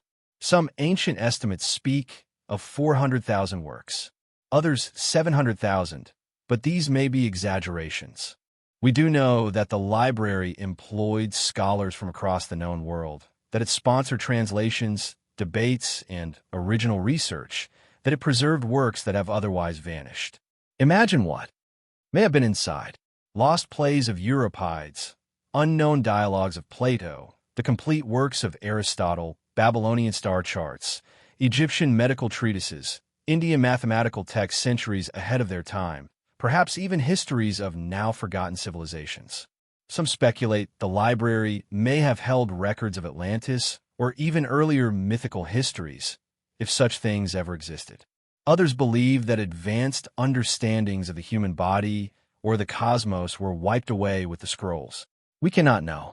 All we have are fragments, quotes in later works, references in letters, glimpses through secondary sources, a line here, a title there, echoes. And so the Library of Alexandria becomes more than a place. It becomes a symbol of what we once knew and what we have forgotten, of what it means to gather knowledge and how easily it can be lost. Was its destruction the result of war, ideology, neglect, or something more deliberate? Was it burned to erase dangerous knowledge, or simply lost in the chaos of empire? And if a collection like this could disappear once, could it again? Today, as we rebuild digital libraries and preserve information in the cloud, the fate of Alexandria reminds us how fragile knowledge can be. That even the brightest flame of wisdom can be snuffed out, not with a single fire, but with a long, quiet fading. Somewhere beneath the modern streets of Alexandria, perhaps a scroll still lies buried in the earth, unread, waiting. And we are left to wonder what truths once rested between those vanished pages, and how. Much of our own future depends on what we choose to preserve. The OM civilization. And from the ashes of Alexandria's lost scrolls, we turn now to a much older silence. A silence carved in stone, hidden beneath the dense green canopy of the Mexican tropics, where the ruins of the first great Mesoamerican civilization lie half buried and half understood. This is the world of themes. On the humid Gulf Coast of what is now Veracruz in Tabasco, colossal stone heads rise from the jungle floor. Each weighs several tons. Carved with astonishing precision from volcanic basalt, their faces stern and enigmatic. Their purpose remains unknown. Their makers long vanished. Theme civilization, often called the mother culture of Mesoamerica, flourished between roughly 1600 and 400 BC. They predate the Maya. They predate the Aztecs. And yet they left behind symbols, structures, and systems that would echo through the centuries. Writing, urban planning, pyramids, sacred ball games, and complex calendars. They were the first to shape the religious and cultural landscape of ancient Mexico. But sometime after 400 BC, they disappeared. There is no known invasion, no record of war, no great fire, no final inscription. The monumental cities of San Lorenzo, Lavinta, and Tresapot were slowly abandoned. The sculptures left behind. The jungles reclaimed them. What happened? At their height, themes demonstrated remarkable sophistication. San Lorenzo, one of their earliest cities, was built on a massive artificial plateau, an engineering feat, rarely credited to such an early civilization. They redirected rivers, constructed drainage systems, and organized large labor forces. Later, at Lavinta, they built pyramid-like mounds aligned with celestial bodies. They carved not just heads, but thrones, stele, and symbolic altars, often with recurring motifs of jaguars, serpents, and deities that suggest a rich, complex cosmology. Their art is enigmatic. Baby-face figurines, creatures with human and animal features, symbols that may have been the earliest writing system in the Americas. Some glyphs hint at phonetic sounds, perhaps even names or stories, but no Rosetta Stone has been found. Their language, if it survives at all, remains undeciphered. And then, just as their influence seemed poised to expand, it ended. Scholars have proposed several explanations. One is environmental. Theme CH Heartland is shaped by rivers, swamps, and seasonal floods. Some theorize that a major ecological shift, perhaps a change in river flow or extreme flooding, could have rendered their urban centers uninhabitable. Others suggest resource depletion. As populations grew, demands on local forests, soils, and water sources may have outpaced what the land could provide. The result, gradual collapse, immigration, and dispersal. There's also the possibility of internal upheaval. Social unrest, power struggles, or religious crises could have fractured the ruling elite. In Lavinta, some monuments were intentionally defaced before abandonment, as if rejected by those who once revered them. Was this iconoclasm? A revolution? A rejection of the old order? Still others point outward. Did neighboring cultures rise and absorb the CH world? Archaeological evidence suggests that as centers declined, other regions such as the Valley of Waka in the Maya lowlands began to flourish. Trade may have shifted, influence may have dispersed. Themes, once dominant, might have faded into the cultures they helped shape. But the CH disappearance leaves more questions than answers. Because unlike the Maya or the Aztecs, the Olm left no historical records, no king lists, no chronicles of battle or famine. Their monuments are silent. Their cities do not tell us why they were left behind. And then there are the more speculative ideas. Some have noted the apparent suddenness of their decline and questioned whether we're missing something fundamental. Were the Olmec victims of an unknown disease, a plague that left no trace? Or could a cosmic event, an earthquake, a meteorite, a climatic catastrophe have played a role? Fringe theories, though not widely accepted, ask if they had contact with distant peoples from Africa, from the Pacific, even from across the ocean. These theories often point to the colossal heads whose facial features have inspired endless debate. But no hard evidence supports such claims, and the true identity of the individuals they depict remains unknown. Are they rulers, ancestors, gods, or something else entirely? Today, influence is visible across ancient Mesoamerica, woven into the cultural DNA of later civilizations. Their iconography, beliefs, and city structures echo in the ruins of Monte Alban, Teal, and Teotihuacan. But themes themselves remain a ghostly presence. Pioneers of complexity, swallowed by time. Their civilization rose in obscurity, thrived in splendor, and vanished into the jungle without a word. How does a society capable of carving such monumental artistry, of reshaping rivers and building celestial temples, simply dissolve? Were they forgotten, or did they choose to leave no trace? Are their descendants still among us, culturally transformed, linguistically unrecognizable? Or does the real answer lie beneath the soil of Veracruz and Tabasco, waiting for the next excavation to whisper its truth. The stone heads remain immovable, watchful, silent, and the question lingers. What do the meme know? And why did their voices fall quiet in the forest? The fall of Nineveh. From the misty jungles of ancient Mesoamerica, where the Olmecs left their last stone-faced enigmas, we return now to the shifting sands of the Near East, to the heart of a world once ruled with fire, iron, and fear. Nineveh, a name carved into the bones of history, the capital of the Neo-Syrian Empire. At its height, the most powerful empire the world had ever seen. Towering walls surrounded the city, rising more than 30 meters high and stretching for miles. Inside, palaces gleamed with alabaster reliefs. Kings spoke with the voice of gods. Armies moved across the land like thunder, swift, disciplined, and ruthless. From the mountains of Anatolia to the deserts of Egypt, few dared defy Assyria. And yet by 609 BC, it was gone. Not slowly faded like so many other empires, but violently, shockingly, and some would say suddenly. What could bring such a titan to its knees? At its peak, the Neo-Syrian Empire was a model of organization and intimidation.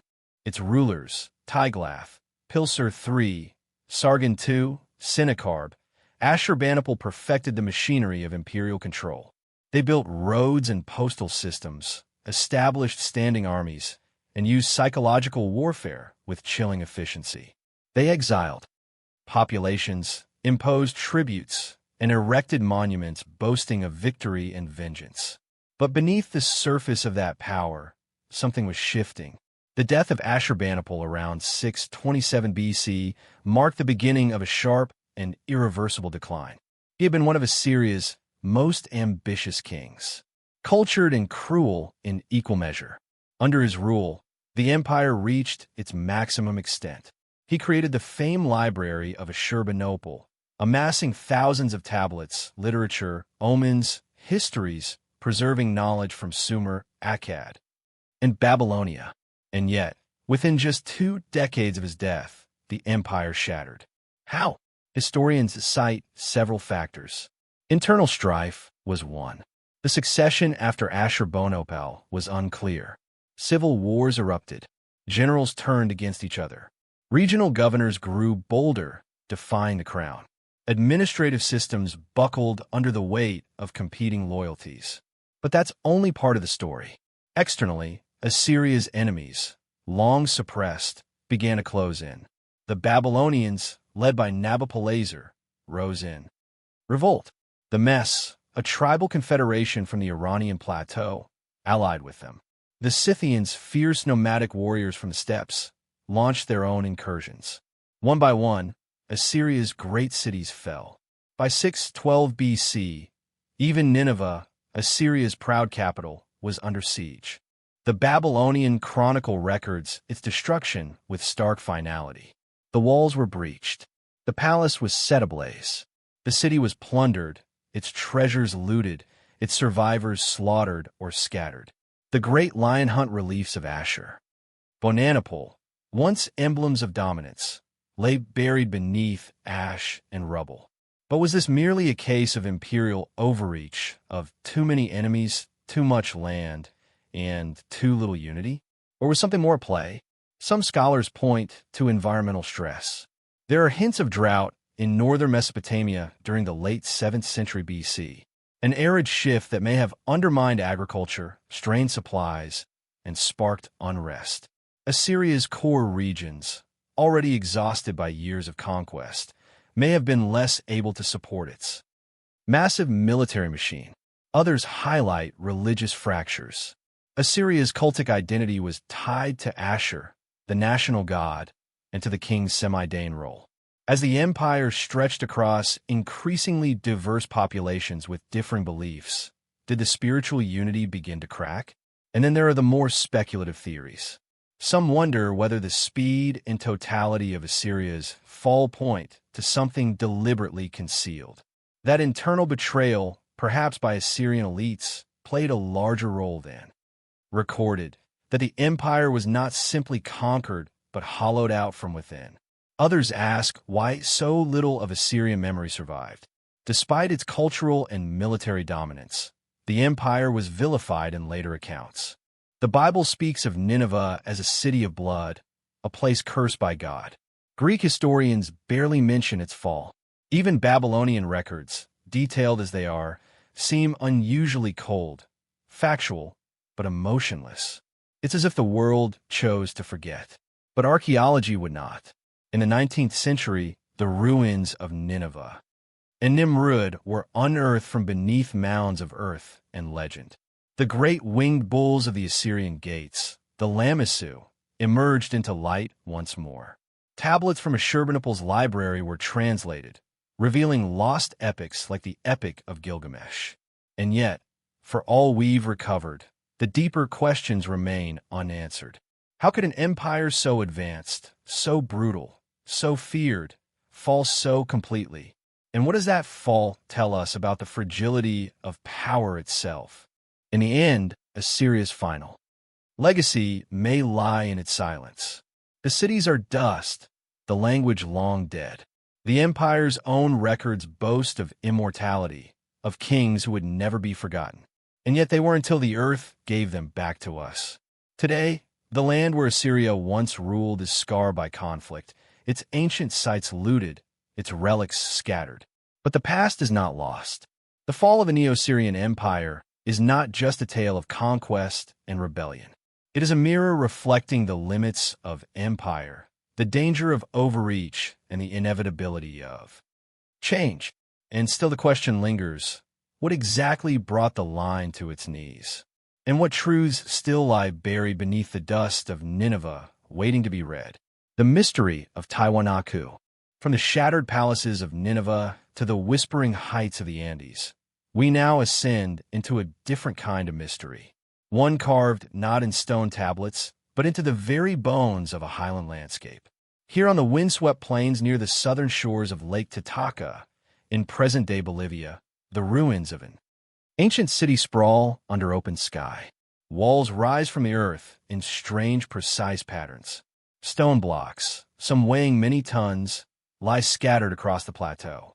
Carved faces gaze out in silence. Pillars stand like frozen sentinels beneath a sky both vast and hauntingly still. This is Tiwanaku, and no one knows exactly who built it or why it fell. Long before the rise of the Inca, Tiwanaku stood as the spiritual and political heart of a vast Andean civilization. Between roughly 500 and 1000 AD, it became the center of a sophisticated culture that spread its influence across much of the southern Andes into Peru, Chile, and Argentina. But by 1100 AD, it was gone, not slowly fading into the background, but abandoned. Its temples empty, its people scattered. Why? The city's location is one of its most intriguing features. At nearly 13,000 feet above sea level, it sits in a region few would expect to support a great civilization. The air is thin, the nights are cold. Yet here, the Tiwanaku people created monumental architecture, developed advanced agricultural systems, and maintained long-distance trade networks stretching from the Pacific coast to the Amazon basin. At the city's heart lies the Calisea, an immense ceremonial platform flanked by monolithic gates and carved with enigmatic iconography. The most famous among these is the Gateway of the Sun, a single block of stone intricately etched with figures believed to represent calendar cycles, deities, and perhaps something more. Nearby, the Apana Pyramid rises in tiered levels once capped by water channels and ritual basins. Beneath it, a system of subterranean drainage suggests complex knowledge of hydrology engineered to withstand the harsh climate of the Altiplano. And scattered throughout the site are carved heads staring from the walls of sunken courts, each one distinct, perhaps representing different peoples absorbed into this cultural nexus. But who exactly were the Tiwanaku? They left behind no writing system, no known kings, no formal historical record. Their memory survives in pottery, in architecture, and in the oral traditions of the Andean peoples who came after. What we do know is that Tiwanaku was not merely a city. It was a ceremonial center, a place of pilgrimage, ritual, and cosmological alignment. Its design reflects a deep relationship with the movement of the sun, the solstices, and the cycles of water and earth. Some archaeologists believe the entire city functioned as a symbolic model of the Indian world, a fusion of sacred landscape and human order. But sometime between 100 and 1100 AD, Tiwanaku collapsed. Mainstream explanations often begin with the climate. Ice core and sediment record from the region suggest a period of sustained drought beginning around 950 AD. For a society that depended on high-altitude agriculture, especially a complex system of raised fields and canals known as sukakolos, this would have been catastrophic. Without sufficient rainfall, the potato and quinoa fields would have withered. The reservoirs would have dried. Famine, unrest, and migration would have followed. Yet, Tiwanaku had thrived for centuries in a harsh environment. It had adapted before. Why couldn't it adapt again? Some scholars argue that the political structure of Tiwanaku may have been more fragile than it appeared. The city's spiritual authority, rooted in its role as a pilgrimage site, might have depended on its ability to maintain order, growth, and prosperity. If prolonged environmental stress undermined that image, it could have triggered internal fragmentation. Regional elites may have pulled away. Communities once held together by a shared cosmology may have drifted apart. Still, the archaeological record tells us something curious. There's little evidence of violent conquest, no mass graves, no signs of widespread destruction or fire. The city was not sacked. It was simply left behind. So what happened? Some theorists propose that Tijuana was less a centralized state and more a loose federation held together by religion, trade, and ritual. If so, its collapse might have been gradual, its population slowly dispersing into surrounding valleys. Pieces of its culture may have been absorbed by later societies, including the Inca, who revered Lake Titicaca and spoke of ancient beings from the highlands. Others looked to the iconography carved into the stone, the so-called staff god figure repeated in temples and monoliths surrounded by winged beings and step motifs. Was this a religious order that faded with time? Or did it guard a system of knowledge we no longer understand? And then there are more speculative voices. Some have noted the astonishing precision of Tiwanaku's stonework. Joints so tight a knife cannot pass between them. Certain blocks appear cut with angles and notches more reminiscent of mechanical designs than simple tools. Were these simply the results of highly skilled craftsmanship? Or do they hint at techniques now lost? A few fringe theorists have gone further, suggesting astronomical alignments, advanced pre-Icon technology, even outside influence. But the evidence remains elusive, suggestive, not conclusive. The more we learn about Tiwanaku, the more it resists explanation. Why did such a monumental society arise in such an inhospitable place? How did it master its landscape, spread its influence, and vanish without a trace of war or conquest? And what might still lie buried beneath the windswept plateau, waiting for the next shovel, the next survey, the next insight? Today, Tiwanaku remains a quiet place. The wind moves through empty plazas. Llamas graze where priests once performed sacred rites. Tourists walk among monoliths, whose meanings are long forgotten. And the question lingers in the thin Andean air. What truly caused the fall of Tiwanaku? And what parts of its story have yet to be uncovered from the silence of stone? Rome's lost legion, the ninth Hispana. As the sacred stones of Tiwanaku fade into the chill winds of the Andes, we now cross continents and centuries, stepping into the damp, mist-veiled hills of ancient Britannia, a land of brooding skies and restless borders, where rivers run dark beneath forest. Canopies and stone forts cling to the edges of civilization. Here, nearly 2,000 years ago, an elite Roman legion hardened by campaigns across the empire marched into the north and was never heard from again. The 9th Legion, Hispana, a name etched in Roman military annals, a force of perhaps 5,000 trained men, veterans of brutal battles in Spain, Gaul, and Germany soldiers of the empire's will. And yet, sometime after the year 108 AD, they vanished from the record. No mention of their fate, no return, only silence. What happened to them? We know the 9th was stationed in Britain for decades, helping to pacify a land that was never fully tamed. The Roman presence in the Isisles began in 43 AD under Emperor Claudius. But the north remained a frontier dotted with tribal resistance and shifting alliances. The 9th was based at Eboracum, modern-day York, an important military center near the borderlands. And then they disappear from official lists. Later Roman documents mention other legions still active throughout the empire. But the 9th is gone, not reassigned, not renamed, just absent. Was it destroyed, recalled in disgrace, or quietly disbanded for reasons now forgotten? The mystery has fascinated historians for centuries and inspired legends. Some ancient clues suggest a violent end. Tacitus, writing in the early 2nd century, describes uprisings in northern Britain fierce enough to threaten Rome's hold. The tribes of Colonia, what is now Scotland, were never fully subdued. Could the 9th have marched north to suppress a rebellion and perished? A lost battle, a doomed campaign, an entire legion swallowed by the mist. It's a compelling theory, and for many the most likely, but evidence is thin. No battlefield has been found, no mass grave, no inscriptions commemorating fallen heroes.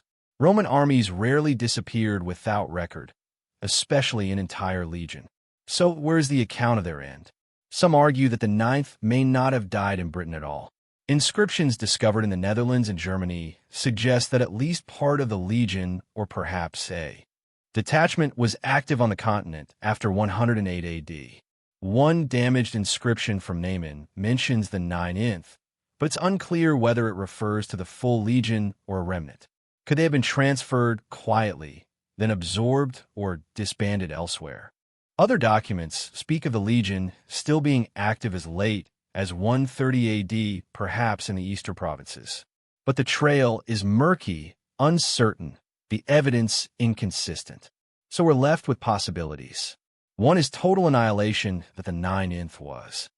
Wiped out during a failed campaign in Britain's wild north, and that Rome, embarrassed by the loss, chose to omit or obscure the details. Silence in this view was a political decision, an effort to protect imperial prestige. Another theory is administrative, that the legion was broken up over time, its veterans reassigned, its name retired. No catastrophe, just a slow dissolution that left no clear moment to record. And then, as always, there are the more speculative ideas. Some suggest that the legion defected, that internal conflict, poor leadership, or even mutiny led the 9th to break from Rome entirely, that they vanished not by death, but by choice.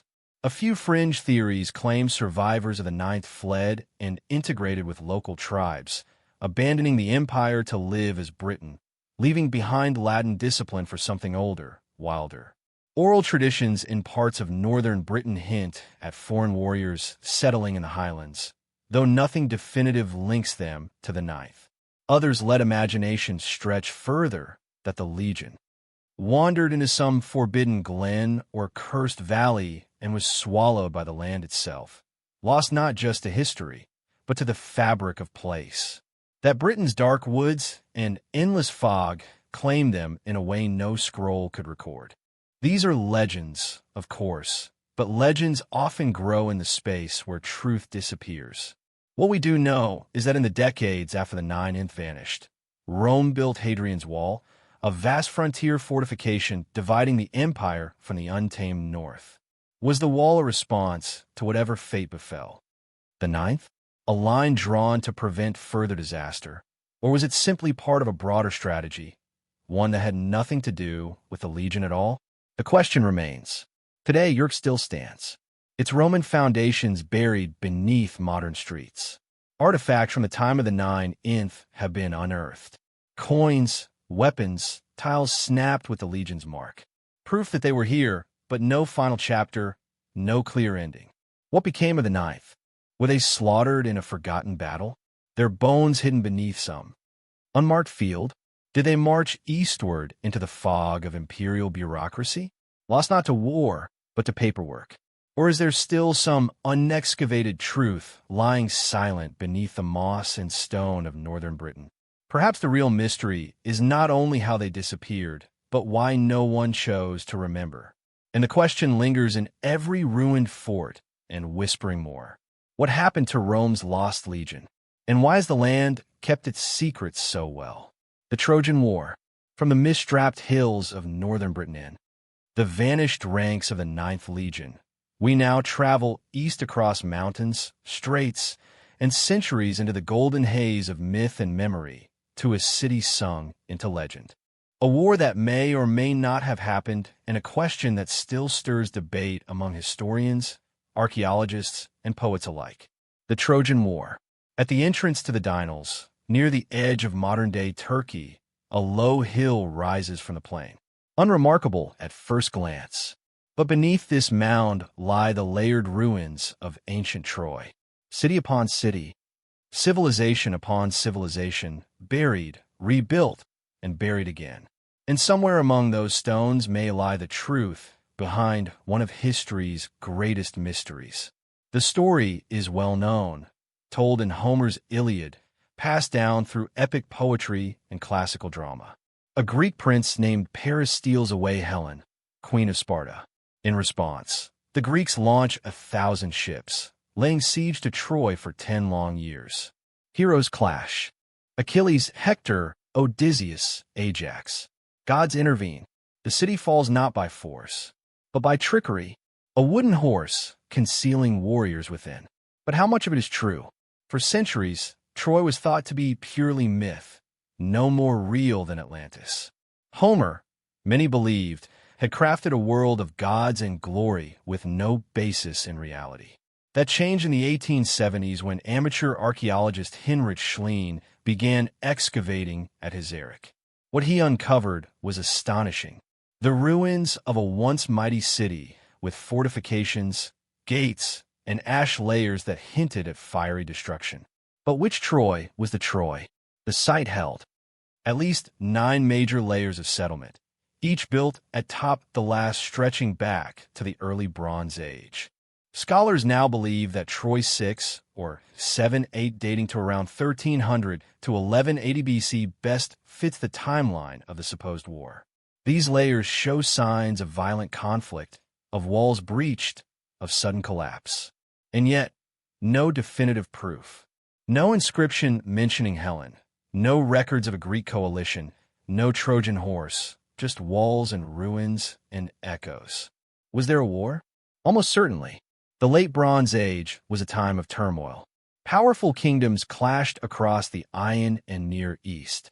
The Hittite archives discovered in central Anatolia mention a city called Wussa, a name scholars link to Ilios, the Homeric name for Troy. They speak of conflict between Wussa and a coalition known as Iowa, which may refer to the Acants, Homer's Greeks. The pieces begin to align, not perfectly, but tantalizingly. Some suggest the war was real, but smaller, a local skirmish over trade routes, territory, or honor. Over time, oral traditions inflated it into an epic. A 10-year siege may have been 10 weeks. A stolen queen may have been a broken alliance. The heroes, real or not, became symbols. Others argue that the Iliad was never meant as history, but as a reflection of memory of a lost world that was already ancient by Homer's time. A cultural echo, not a chronicle. If so, its truth lies not in the facts, but in the resonance. Still, the mysteries endure. Why would Homer describe a city so vividly if it didn't exist? How could he capture the geography, the rivers, the plains, the wind so accurately? Could memories of the Bronze Age have survived centuries, passed down through generations of storytellers? And then there are the questions Homer never answered. Where exactly did the Greeks land? How was Troy fortified? Why did the war drag on for so long? Some archaeologists suggest that Troy's location at the entrance to the Hellespont, modern-day Danelles, was strategically vital. Control of this passage meant influence over trade between the Iron and the Black Sea. Could the war have been economic rather than romantic? Others examined the destruction layers of Troy 7a, noting signs of siege and sudden abandonment, but no mass graves, no arrowheads, no definitive evidence of large-scale battle. Was the city destroyed by war or earthquake? Schlien himself complicated matters. His enthusiasm led him to dig too deeply, damaging upper layers in his rush to find Price Troy. In doing so, he may have destroyed critical evidence. What we've lost, we may never recover. And then there is the matter of the horse. Was it real? A siege engine, a misunderstood ritual offering, or purely metaphor? The earliest references to the war, long before Homer, mention Troy's fall, but not the horse. It appears only later in full form in the Odyssey and other post-Homeric tales, a symbol of cunning, a myth layered onto history. Perhaps the war was not one event, but many merged and reshaped in the crucible of oral tradition. Perhaps Troy itself is a composite, a memory of several cities, several conflicts wrapped in a single narrative to preserve something deeper. Or perhaps the truth still lies beneath the ground. Even today, excavations continue. Deeper layers, new technologies, fresh interpretations. With every discovery, the line between history and myth grows fainter. What really happened at Troy? Who fought there? And why? Was it love, ambition, revenge, or something altogether more human? In the quiet hill of his, the stone still holds secrets. And as the wind moves through the ruins, one question remains. Did the walls of Troy fall to a wooden horse or to time itself? The death of Cleopatra 7. From the smoldering ruins of Troy, we move now to a palace by the Nile. A place of perfume and politics, of silk-draped rooms and quiet intrigue, where marble columns opened to the Mediterranean breeze and the fate of empires was whispered behind golden doors. This is Alexandria, and here, beneath vaped ceilings and fading grandeur, the last pharaoh of Egypt met her in, or so we are told. Cleopatra's suspect, queen, strategist, scholar, seductress, remains one of history's most enigmatic figures. She ruled not with brute force, but with calculation and charisma. She spoke multiple languages, navigated the deadly tides of Roman politics, and ensnared two of the most powerful men of her age, Julius Caesar and Mark Antony. But her final chapter is shrouded in ambiguity. It is 30 BC. The Roman world is shifting.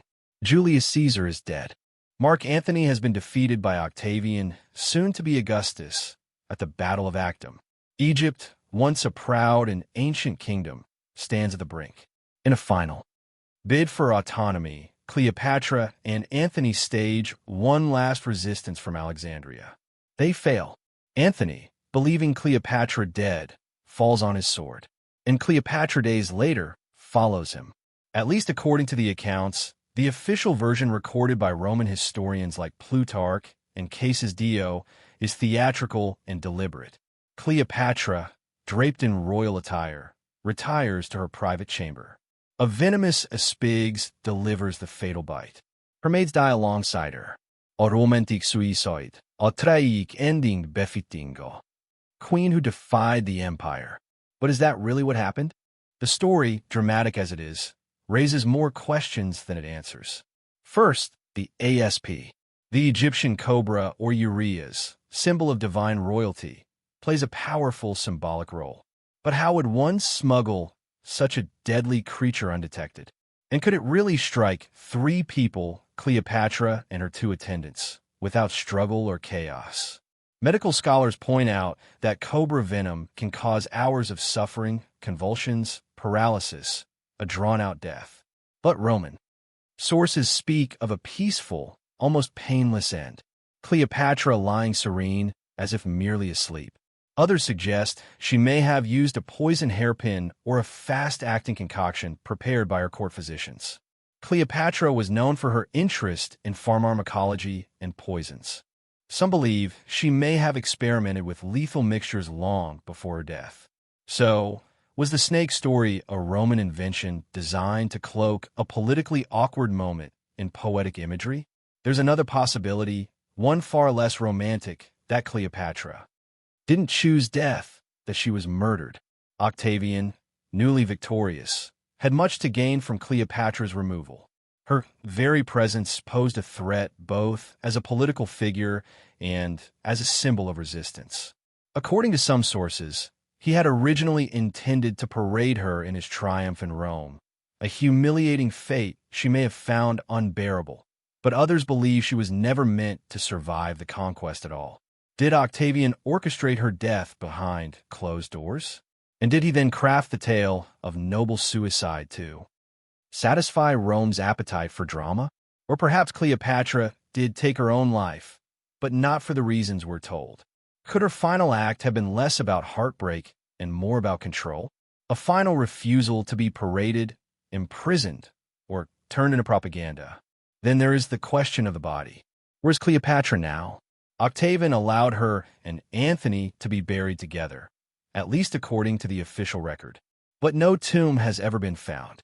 No mausoleum, no inscriptions, no mummified remains. Some believe she was buried in Alexandria, perhaps near the ruined temple of Taposiris Magna, where recent excavations have revealed tombs from her era. Others argue the burial site was deliberately hidden or destroyed. And in that absence, speculation grows. Was her body moved, hidden by loyalists, erased from history by Rome? A few have even proposed that Cleopatra faked her death, that she escaped in disguise, vanishing into exile, living out her days as a forgotten woman in a distant land. There's no evidence for this, only the irresistible pull of the unknown. What makes Cleopatra's death so mysterious is not simply the lack of clarity, but the layered meanings attached to it. To the Romans, she was an exotic temptress, a threat to order. Her death was necessary to later generations. She became a feminist icon, a woman who refused to be conquered. Her death became a symbol of autonomy, dignity, and lost grandeur. But perhaps the truth lies somewhere in between, a ruler at the end of her reign, a woman cornered by empire, a final decision made in private, with the world outside watching and guessing. Today, Cleopatra lives on in film, in theater, in art. But her tomb remains lost. Her final moments still debated. And her story, despite its fame, is missing its final page. What really happened behind the silken curtains of her chamber? Was it a snake, a potion, a quiet dagger in the dark? Or was her death simply rewritten, shaped by those who wished her gone? In the absence of her voice, we are left with echoes and one enduring question. Did Cleopatra choose her own end? Or was it chosen for her by the empire that feared her most? Great Zimbabwe. From Cleopatra's veiled death along the Nile, we turn now inland, deep into the African continent, where dry grasses whisper over ancient stones and the highland winds carry a silence older than memory. Here in the southern heart of Africa lie the ruins of a vanished city. Walls rise from the earth in elegant curves, unmortared and precise, some stretching over 30 feet high. Granite stones laid by human hands still hold their place after centuries. No metal binds them, no inscriptions explain them. This is Great Zimbabwe, and though its stones endure, its people are long gone.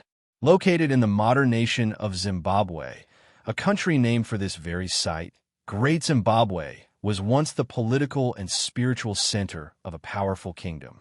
Between the 11th and 15th centuries AD, it flourished. Its influence stretched over hundreds of miles. Its rulers controlled trade. Routes that connected the African interior to the ports of the Swahili coast and beyond to Arabia, India, even China. Gold, ivory, cattle, iron, these flowed out. Ceramics, glass beads, and silk flowed in. And then sometime around 1450, the city was abandoned. Why? At its peak, Great Zimbabwe housed an estimated 10,000 to 20,000 people. It was a thriving urban center, the largest stone structure south of the Sahara. Its architecture reveals advanced knowledge of engineering and design. The massive walls of the great enclosure with their curved lines and narrow passageways suggest ceremonial as well as defensive functions. A separate hilltop complex called the Hill Complex served as a royal residence or spiritual site. The layout hints at a society with both hierarchy and ritual depth. But the most remarkable feature of Great Zimbabwe is not what remains, but what doesn't. There are no written records, no names of kings, no chronicles of daily life. The people who built and ruled this city left no texts, only pottery shards, tools, and the enduring silence of stone. So, what drove this great center of civilization to be left behind? Several mainstream explanations have been proposed. Environmental degradation is one. The population may have grown too large for the local land to support. Soil erosion and deforestation driven by farming and the demand for firewood may have exhausted the resources of the surrounding area. Overgrazing could have made the land less productive. As agricultural yields declined, people may have been forced to move elsewhere. Another theory is political fragmentation. Great Zimbabwe may have been part of a larger, shifting network of regional powers. When the city's central authority weakened, perhaps due to internal disputes or changing trade dynamics, its inhabitants may have left to form new centers of power, such as those found in the Madapa Kingdom to the north. Then there's trade itself. Great Zimbabwe's prosperity was built on its role as a middle point between the interior and the Indian Ocean trade. Routes. If trade routes shifted or if new centers along the coast emerged and drew away merchants, Zimbabwe's importance could have declined rapidly. But these explanations, while plausible, don't fully account for the speed and scale of the city's abandonment. Why not rebuild? Why not adapt? And why leave so little trace of what had once been? There are other mysteries, too. Among the artifacts found at Great Zimbabwe are items that suggest a wider world of interaction. A Chinese porcelain shard, Persian glassware, a coin from Kilwa. These fragments hint at a civilization deeply connected to global currents. And yet its story was nearly erased from the historical record. In fact, for many years, colonial narratives denied that Great Zimbabwe had been built by Africans at all. European explorers and scholars in the 19th and early 20th centuries proposed without evidence that the ruins were the work of outsiders, Phoenicians, Arabs, or even survivors of lost civilizations. These theories, rooted more in prejudice than evidence, persisted for generations before being thoroughly discredited by archaeological research. Today, we know the ancestors of the Shona people built Great Zimbabwe. The culture was African, indigenous, sophisticated. But even with that clarity, the question of why it was left behind remains unanswered. Some scholars suggest a slow and voluntary migration that the city's elite chose to move, founding new centers of power while leaving the ceremonial core behind. Others posit a shift in spiritual beliefs, prompting the abandonment of sacred architecture as political and religious systems evolved. More speculative theories exist as well. Was there a climatic event, a prolonged drought, or epidemic that struck the city suddenly? Or perhaps the site's spiritual importance changed and Great Zimbabwe was left as a sacred relic deliberately untouched. Some local traditions speak of the city with reverence, as a place of ancestors or spirits. In this view, the ruins were not deserted in haste, but transitioned into a different kind of space, not abandoned but retired. And yet, for all we've uncovered through excavation and analysis, Great Zimbabwe holds tight to its final secret. Today, its curved walls still embrace the land. The sun casts long shadows over stone steps once climbed by kings and priests. Birds call from the hilltops. Tourists walk its paths, but the city does not speak. There are no chronicles, no battle scars, no fire-blackened layers. Just the question, why did one of Africa's greatest cities fall silent? And what might still lie beneath the earth, waiting to whisper the truth of a forgotten kingdom? The Nabatean kingdom in Petra? As the sun sets behind the ruined towers of Great Zimbabwe, casting long shadows over a vanished kingdom, We now journey northeast into the sands of the Arabian desert, where wind whistles through rock-hewn corridors and ancient facades glow gold beneath the desert light. Carved directly into the rose-red cliffs of Jordan lies Petra, a city seemingly born from stone itself. Massive tombs and temples loom high. Above the valley floor, columns and cornices chiseled with masterful precision. Narrow canyons open suddenly into wide plazas, revealing architectural marvels like Alcaz, the so-called treasury, its facade frozen in time. Nearby, the monastery stands like a forgotten monument to gods whose names are no longer spoken. This was the heart of the Nabatean kingdom. And yet today, Petra is silent, its people gone. Who were the Nabateans? They were master traders, skilled engineers, and mysterious builders who thrived from the 4th century BC until their sudden and quiet decline in the 2nd century AD. Their cities emerged where few dared settle across arid landscapes stretching from the Sinai to northern Arabia. Yet they made these places flourish. Petra, their capital, became one of the great cities of the ancient world, not through war or conquest, but through commerce. The Nabateans controlled the incense routes that brought frankincense and myrrh from southern Arabia and traded goods ranging from silk and spices to bitumen and copper. Their influence stretched from Damascus to the Red Sea. They built cistern, dams, and channels that captured and distributed water with astonishing precision, turning dry gorges into thriving urban centers. They developed their own script, minted coins, and blended Hellenistic, Arabian, and Mesopotamian elements into a distinctive culture. And then, almost without warning, they vanished. By the mid-2nd century AD, the Nabatean kingdom had been absorbed into the Roman Empire. In 6 AD, Emperor Trajan annexed the region, and it was renamed Arabia Petra. The takeover appears to have been peaceful. There are no records of battle or destruction, but the Nabateans themselves fade quickly from the record after that. So what happened? Mainstream explanations point to Rome's growing dominance in the region. As Roman roads redirected trade routes in new cities like Palmyra rose to prominence, Petra's importance may have waned. With no need for middlemen, Rome began to trade directly with southern Arabia and the Indian Ocean ports. Economic decline, in this view, led to political obscurity, but that may only be part of the story. Petra remained occupied for several more centuries, at least into the Byzantine period.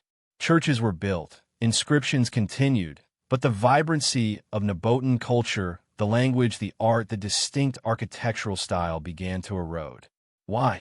Some scholars suggest that Roman integration diluted Nabatean identity, that local elites gradually adopted Roman customs, and the unique fabric of the kingdom unraveled from within. Others believe the region's vulnerability to earthquakes played a role. A major quake in 363 AD damaged many of Petra's structures and aqueducts.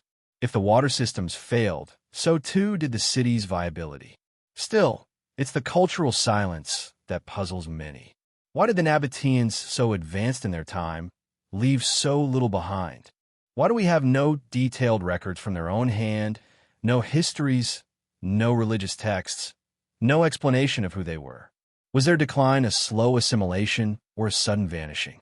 Archaeologists have uncovered clues. Temples to Dukara and Aluza, gods whose roles are still debated. Burial chambers with elaborate designs, but no clear inscriptions. Pottery and art that suggest a deep understanding of both their own traditions and foreign influences. But the full picture remains elusive. The more we learn about the Nabateans, the more they slip between definitions. They were not just desert traders. They were astronomers, stonemasons, and political diplomats. Their city of Petra was more than a market stop. It was a ceremonial hub, an urban masterpiece, and perhaps even a sacred landscape shaped by cosmological alignments. Some believe Petra's key monuments were constructed to mark solstices and equinoxes, casting shadows in precisely calculated patterns. If so, what did they believe? What were their myths? Their rituals? Why did their gods vanish so completely? Some fringe theories suggest a deliberate withdrawal that the Nabateans, sensing the encroaching force of Rome and the collapse of the incense economy, chose to disappear, to migrate, to scatter, to shed their identity. Before it could be conquered, others entertained the idea that they were absorbed not only by the Roman Empire, but by mystery cults, disappearing into the very religions they may have once influenced. And then there are those who see echoes of the Nabotans in later traditions, faint traces in Arab folklore, in architectural motifs, in linguistic shifts that hint at an influence not yet fully understood. Today, Petra draws visitors from around the world, but beyond its stunning facades and towering tombs lies an absence, a silence not of nature, but of history. We do not know what became of the last Nabotan king. We do not know where their libraries were kept, if they existed at all. And we do not know why a civilization so resourceful, so adaptive, so uniquely positioned left so little of its inner voice behind. Was it erased, forgotten, or simply never written down? In the golden light of Petra's narrow canyons, as shadows stretch across ancient steppes, the mystery deepens. Why did the Nabotans disappear? And what truths might still lie buried beneath the sand, waiting for their story to be told at last?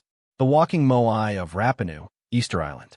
From the wind-carved tombs of Petra, where the Nabateans left their kingdom of stone and silence, we cross a vast ocean into the heart of the Pacific, where one of humanity's most remote islands holds one of its most enduring mysteries. Rapanui, Easter Island, a solitary speck in the sea, more than 2,000 m from the nearest continental shore. Here, amid rolling hills and volcanic craters, hundreds of colossal stone statues called moai stand watch over the land. Their faces are solemn, elongated, and deeply expressive. Their backs turned to the ocean. They face inward toward the island's heart, as if gazing at something we can no longer see. Some weigh over 80 tons. Many were carved from a single quarry at Reino Raraku, and almost all were moved miles across the island, often over rugged terrain. But how and why? This question, the transport of the moai, has fascinated explorers, researchers, and storytellers for centuries. Because while carving the statues from volcanic tuff was an immense feat in itself, moving them may have been even more extraordinary. Easter Island lacks draft animals, no horses, no oxen. The Rapanui people had only their own strength, ropes, logs, and ingenuity. Yet, these massive figures, some as tall as a 3-story building, were moved miles from a quarry. Many sat on ceremonial platforms known as aho. Early European visitors assumed the moai were hauled on wooden sledges or dragged on rollers. Some believed vast forests had been felled for this purpose, contributing to deforestation and the island's eventual ecological collapse. This theory, dramatic and tragic, became the dominant narrative for decades. But local oral traditions tell a different story. The moai, the Rapani elders said, walked. They were not dragged. They were not hauled. They moved upright, swaying side to side like a living thing. At first, this seemed poetic symbolic language for ritual or myth. But modern researchers have begun to reconsider it not as metaphor, but as method. In recent years, experiments by archaeologists such as Terry Hunt and Carl Lipo have shown that with a small team and strong ropes, a moai replica can indeed be walked upright in a controlled rocking motion, like a refrigerator being moved across a floor. Their test suggests that the statue's center of gravity and tapered base were not accidental. They were designed to move this way. If true, the walking moai theory reshapes not only how the statues were transported, but how the Rapanui thought about them. These were not just monuments. They were sacred beings animated through ritual and effort. Moving them was not only engineering, it was ceremony. And yet, mysteries remain. Why undertake such a massive effort? Why build so many moai, over 900, and transport them across an island so small? Some believe the moai were ancestral figures, guardian spirits watching over the clans. Their gaze turned inward, not toward the sea, but toward the villages and gardens of the Living. Erecting a moai may have been an act of honor and protection, a way to anchor lineage and identity, but others suggest deeper meanings. Were the moai aligned to celestial events? Some scholars argue that certain platforms may mark solstices or lunar cycles, tying the statues not just to ancestry, but to time itself. And then there's the question of the unfinished moai. Dozens still lying at Reino Raraku, partially carved, abandoned in stone. Why were they left behind? Were they damaged, or did something interrupt the process? Something sudden? Something final? The collapse of Rapa Nui society has long been a subject of debate. Deforestation, soil erosion, and internal conflict likely played roles. Some moai were later toppled deliberately, perhaps during times of upheaval when old beliefs gave way to new struggles. The very monuments once revered were cast down, and yet many remain upright, re-erected, restored, remembered. Still, some researchers propose more speculative theories that the moai may encode forgotten knowledge. Geometric, symbolic, or even astronomical, that their forms represent more than people, but cosmic order. A few have gone further still, suggesting the influence of outside visitors, foreign mariners, unknown seafarers. Though no credible evidence supports these ideas, the truth, as ever, lies in the silence of stone. The moai stand, their faces worn by centuries of wind and rain, their expressions unreadable. But they speak in their own way of belief, of labor, of something we may never fully understand. Why did the Rapa Nui build them? Why so many? And why continue even as their resources dwindled? What did the walking of a moai mean to those who moved it step by step across the earth? Was it an offering, a duty, a dialogue between the living and the dead? Or was it something else entirely? A ritual whose meaning was carried not in words, but in rhythm and motion. Today, as the Pacific winds move through grassy fields and seabirds circle above, the moai remains still, watching, waiting, and the question endures. What truly walked across Easter? Island? Stone statues? Or something more? Pharaoh Akhenaten. As the moai of Easter Island gaze inward in eternal silence, we shift now to the scorching sands of ancient Egypt, where another figure once challenged tradition, reshaped belief, and vanished into a mystery that still unsettles historians today. Pharaoh Akhenaten. His name echoes through time like a riddle whispered through the walls of ruined temples. He was a revolutionary, a heretic, a divine dreamer, or perhaps something else entirely. The story begins in the 14th century BC during the height of Egypt's 18th dynasty. Akhenaten ascended the throne as Amenhotep IV, but soon cast aside the old gods, the old temples, and the very structure of Egyptian belief. In their place, he elevated a single deity, the Aten, the sun disk, visible, abstract, and all-encompassing. He changed his name to Akhenaten, effective for the Aten. He moved the capital to a new city in the desert, Akhetaten, known today as Amarna. He built temples open to the sky, rejected Ammon and the priesthood, and ruled in a way no other pharaoh had before. His art was different, intimate, strange, at times unsettling. He is portrayed with elongated limbs, narrow shoulders, full lips, and wide hips. The royal family is shown in tender moments, cradling children beneath the rays of the Aten. It was a style so radically different that scholars still debate whether it was symbolic or literal. And then somewhere around 1336 BC, Akhenaten died. But what followed was not royal ceremony. It was erasure. His successors dismantled his city. His name was scratched from monuments. His statues defaced. His religion suppressed. The traditional gods returned. The capital moved back to Thebes. It was as if Akhenaten had never existed. Even his tomb, his final resting place, remained shrouded in uncertainty. He had built a royal tomb in the cliffs near Amarna, much like the tombs of Thebes, yet bearing its own artistic signature. Fragments of inscriptions suggest he was buried there, perhaps alongside one of his daughters. But his mummy has never been conclusively identified. Some say his body was moved in the aftermath of his death, taken to thieves, reared in secret, or destroyed by those who saw him as a threat to the old order. Others suggest his tomb was never completed or that his burial was a rushed affair amid political turmoil. In 1907, the mummy of a man was discovered in tomb KV55 in the Valley of the Kings. The body had been defiled, its name erased, its sarcophagus desecrated. Some believe it to be Akhenaten. DNA analysis has linked this mummy to Tutankhamun, suggesting a close familial relationship, likely father and son. But other questions remain.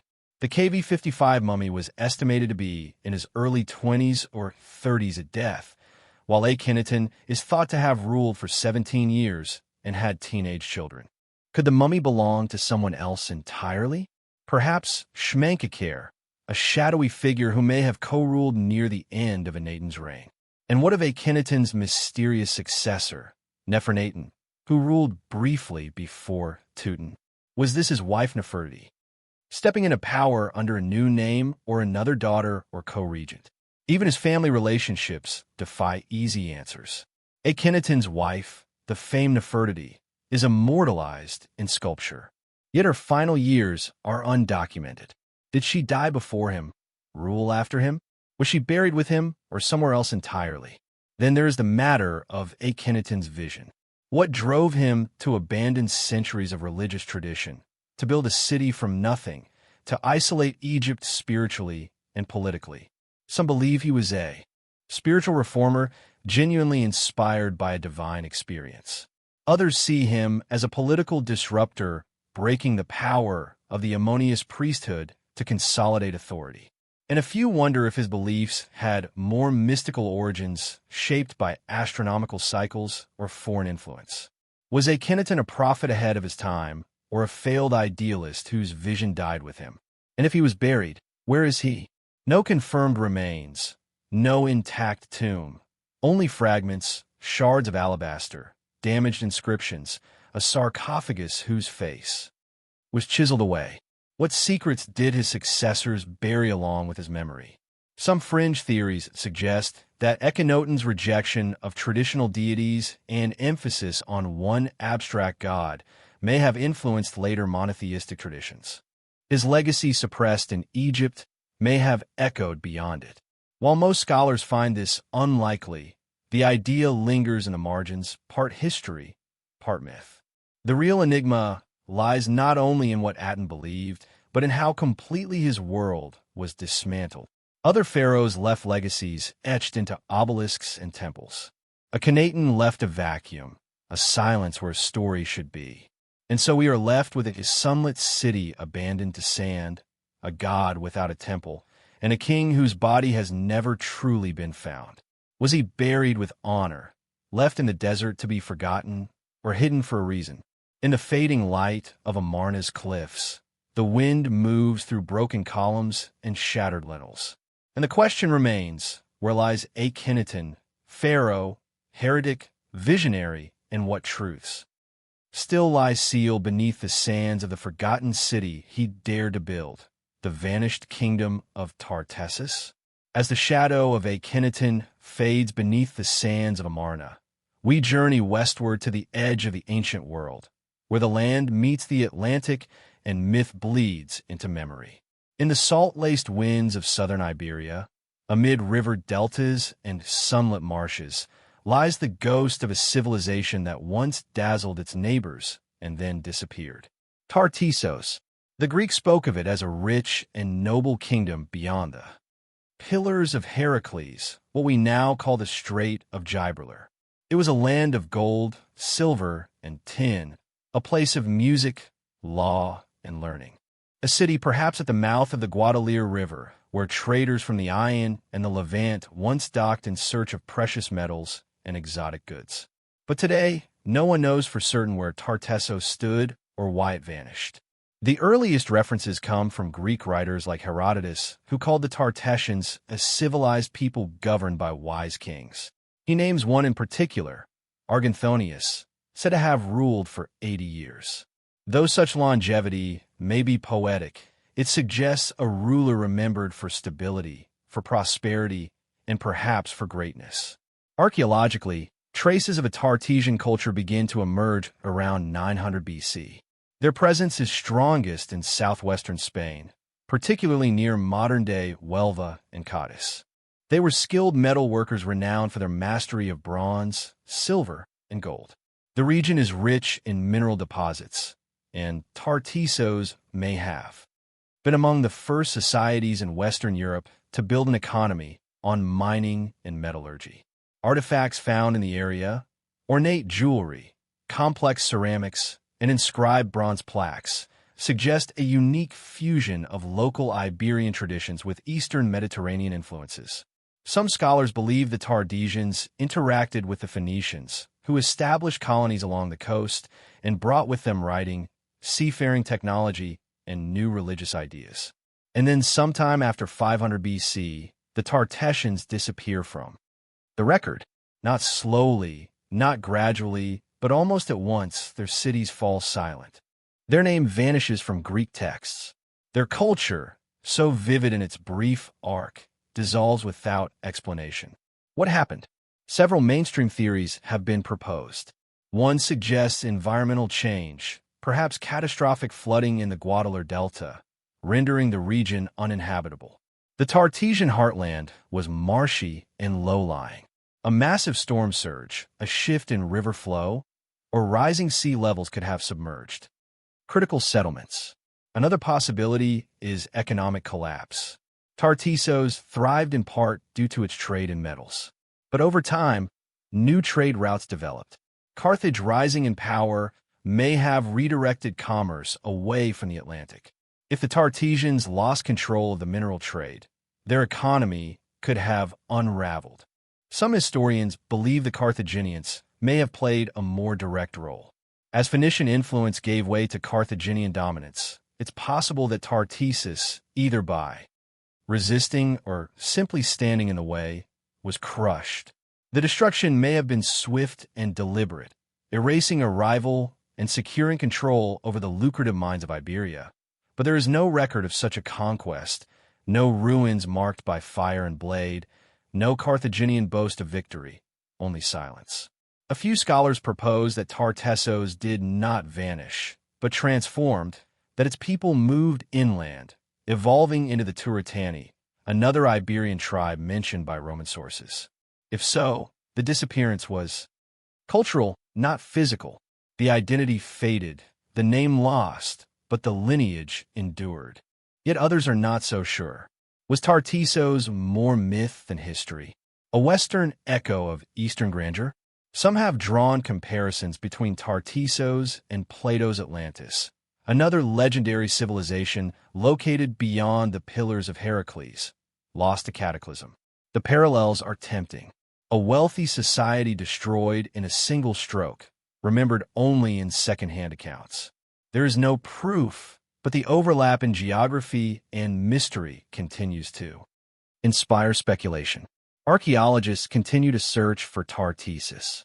Promising sites like El Carmelo near Seville have yielded exquisite artifacts, golden diadems, ritual objects, and inscriptions that hint at a lost complexity. But no city, no capital, no definitive seat of the Tartessian kings has yet been found. Or is Arganthonius buried? Where were the laws of Tartessos written? What became of the people who once ruled the far western edge of the known world? Some believe the answers lie buried in the wetlands, under sediment, under centuries of river drift. Others think Tartessos may have been a network of smaller settlements rather than a single grand city, making it harder to identify in the archaeological record. And still, the name endures. Tartessos, spoken by Greeks, remembered by Romans, chased by modern historians. A kingdom of golden silence. A culture touched by foreign ideas, yet distinct and proud. A name without a body. Why did Tartessos vanish? Was it swallowed by water, erased by war? Or did it simply change, losing its name while its people lived on? In the orange glow of Iberia's setting sun, the marshlands glisten with ancient quiet. And somewhere beneath that shimmering surface, The memory of a vanished world waits. Still unsolved, still unseen, still asking to be found. The kingdom of Urartu. From the fading mists of Tarteios, whispered through Iberian marshlands and golden relics, we now turn eastward into the crag highlands, where Anatolia meets the Caucasus and snow-capped peaks stand guard over one of history's most mysterious forgotten kingdoms. Urartu, a name few today recognize. Yet in the first millennium BC, it echoed through the stone corridors of citadels and across the embattled frontiers of empires. Centered around Lake Van in what is now eastern Turkey, Radu was a kingdom of formidable fortresses, sacred temples, and masterful engineers. For a time, it stood toe-to-toe with mighty Assyria, and then it vanished. The ruins of Urian cities still cling to mountaintops and cliff sides. Cyclopean stone walls built without mortar rise in. Sharp angles above valleys. Inscriptions in a script borrowed and adapted from Assyria remain etched into basalt slabs. Prayers, royal decrees, and records of conquest. Their language Urarian survives only in these carvings. It has no known descendants. No living tongue connects us to it. Who are these mountain kings, and why did their story end so abruptly? Urartu emerged around the 9th century BC, rising from the ashes of earlier tribes and kingdoms in the Armenian highlands, its rulers beginning with Aram and peaking under. Kings like Mininoa and Argashti unified scattered territories and built a sophisticated network of cities, roads, canals, and fortifications. Their architecture was bold and enduring. Their irrigation systems carved into stone and stretching across rugged terrain remain functional to this day. Their capital, Tushba, modern-day Van, was a citadel carved into rock overlooking the vast blue of the lake below. Here, temples to the storm god Haldi were erected, adorned with bronze shields and sacred altars. The kingdom's iconography blended native beliefs with Mesopotamian influences, producing a culture that was both unique and cosmopolitan. Urartu was a military state, fiercely independent and often in conflict with the Assyrians to the south. Battles raged along borders. Cities changed hands. And yet, despite the pressure, Urartu held its own for nearly 3 centuries until it didn't. By the early 6th century BC, the kingdom had all but disappeared. There was no grand conquest recorded, no decisive final battle, just a blank space where a nation had stood. So what happened? One of the most widely accepted theories is invasion. The Mess, a rising Iranian power allied with the Babylonians, swept across the region after the fall of Assyria in 612 BC. Their military campaigns likely reached Urartian territory. Some inscriptions hint at destruction and upheaval. Cities show signs of sudden abandonment or burning, but no detailed accounts remain. The Mess left little in the way of written history. Their presence is inferred, not confirmed. Others suggest internal decline. The Urarian state may have suffered from political fragmentation, economic exhaustion, or dynastic instability. Their dependence on centralized planning and monumental building may have become unsustainable over time. With weakened leadership, local rulers may have broken away, leaving the kingdom vulnerable to outside forces. Still, others point to environmental stress. The region's harsh winters, volcanic activity, and earthquake-prone landscape could have played a role. Crop failures disrupted trade routes, or changing climate conditions may have weakened the population's resilience. A slow unraveling rather than a swift collapse. But there are deeper mysteries as well. What became of the Urarians themselves? Unlike the Assyrians or the Egyptians, they left no sprawling historical narratives, no epic tales. Their inscriptions are curt and formal. Their stories, if ever told, have not survived. Some believe the people of Urartu were not destroyed but absorbed, melting into the cultures that came after. The Armenians who rose in the same region shortly after Urartu's fall may have inherited their lands, infrastructure, and even aspects of their language and mythology. Indeed, some Armenian historians consider Urartu to be a Proto-Armenian kingdom, But the linguistic transition is unclear, and the cultural lineage is more suggestive than definitive. Others ask whether Urartu's disappearance was not due to conquest or decline, but deliberate erasure. Could their monuments have been repurposed, their names replaced, their gods forgotten as new face rose? Some fringe theories even suggest that Urartu's silence hides a more symbolic fate, that it was a civilization caught between worlds, never quite Mesopotamian, never fully Indo-European, a kingdom whose story was too remote, too mountainous, too different to be remembered clearly. And then there's the enduring enigma of the Urarian script.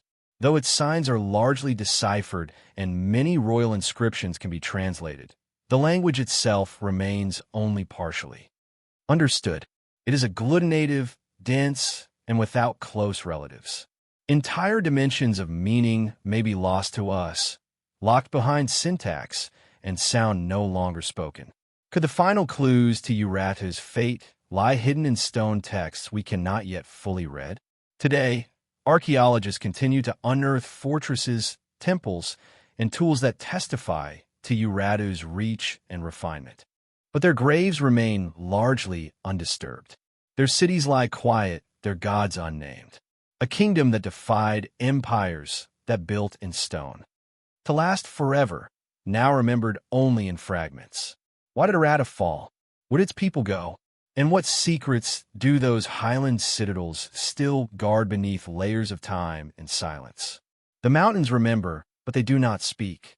And so the kingdom of Urartu waits, its voice still buried beneath stone and sky. Sodom and Gomorrah.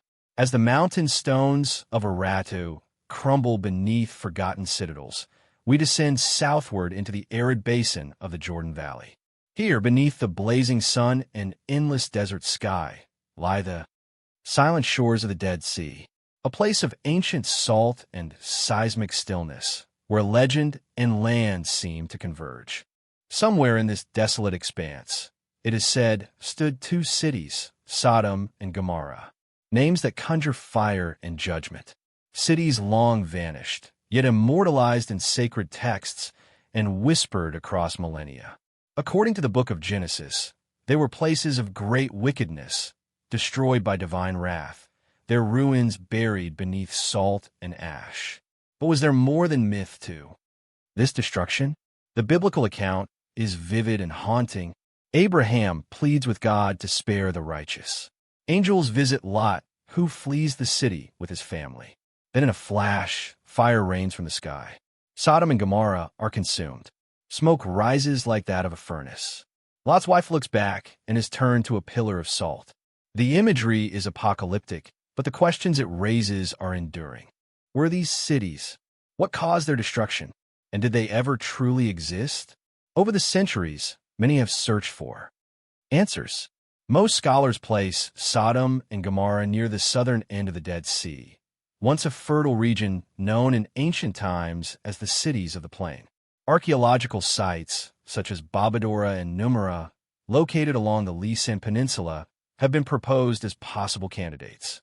Both were early Bronze Age settlements abandoned abruptly around 2350 BC.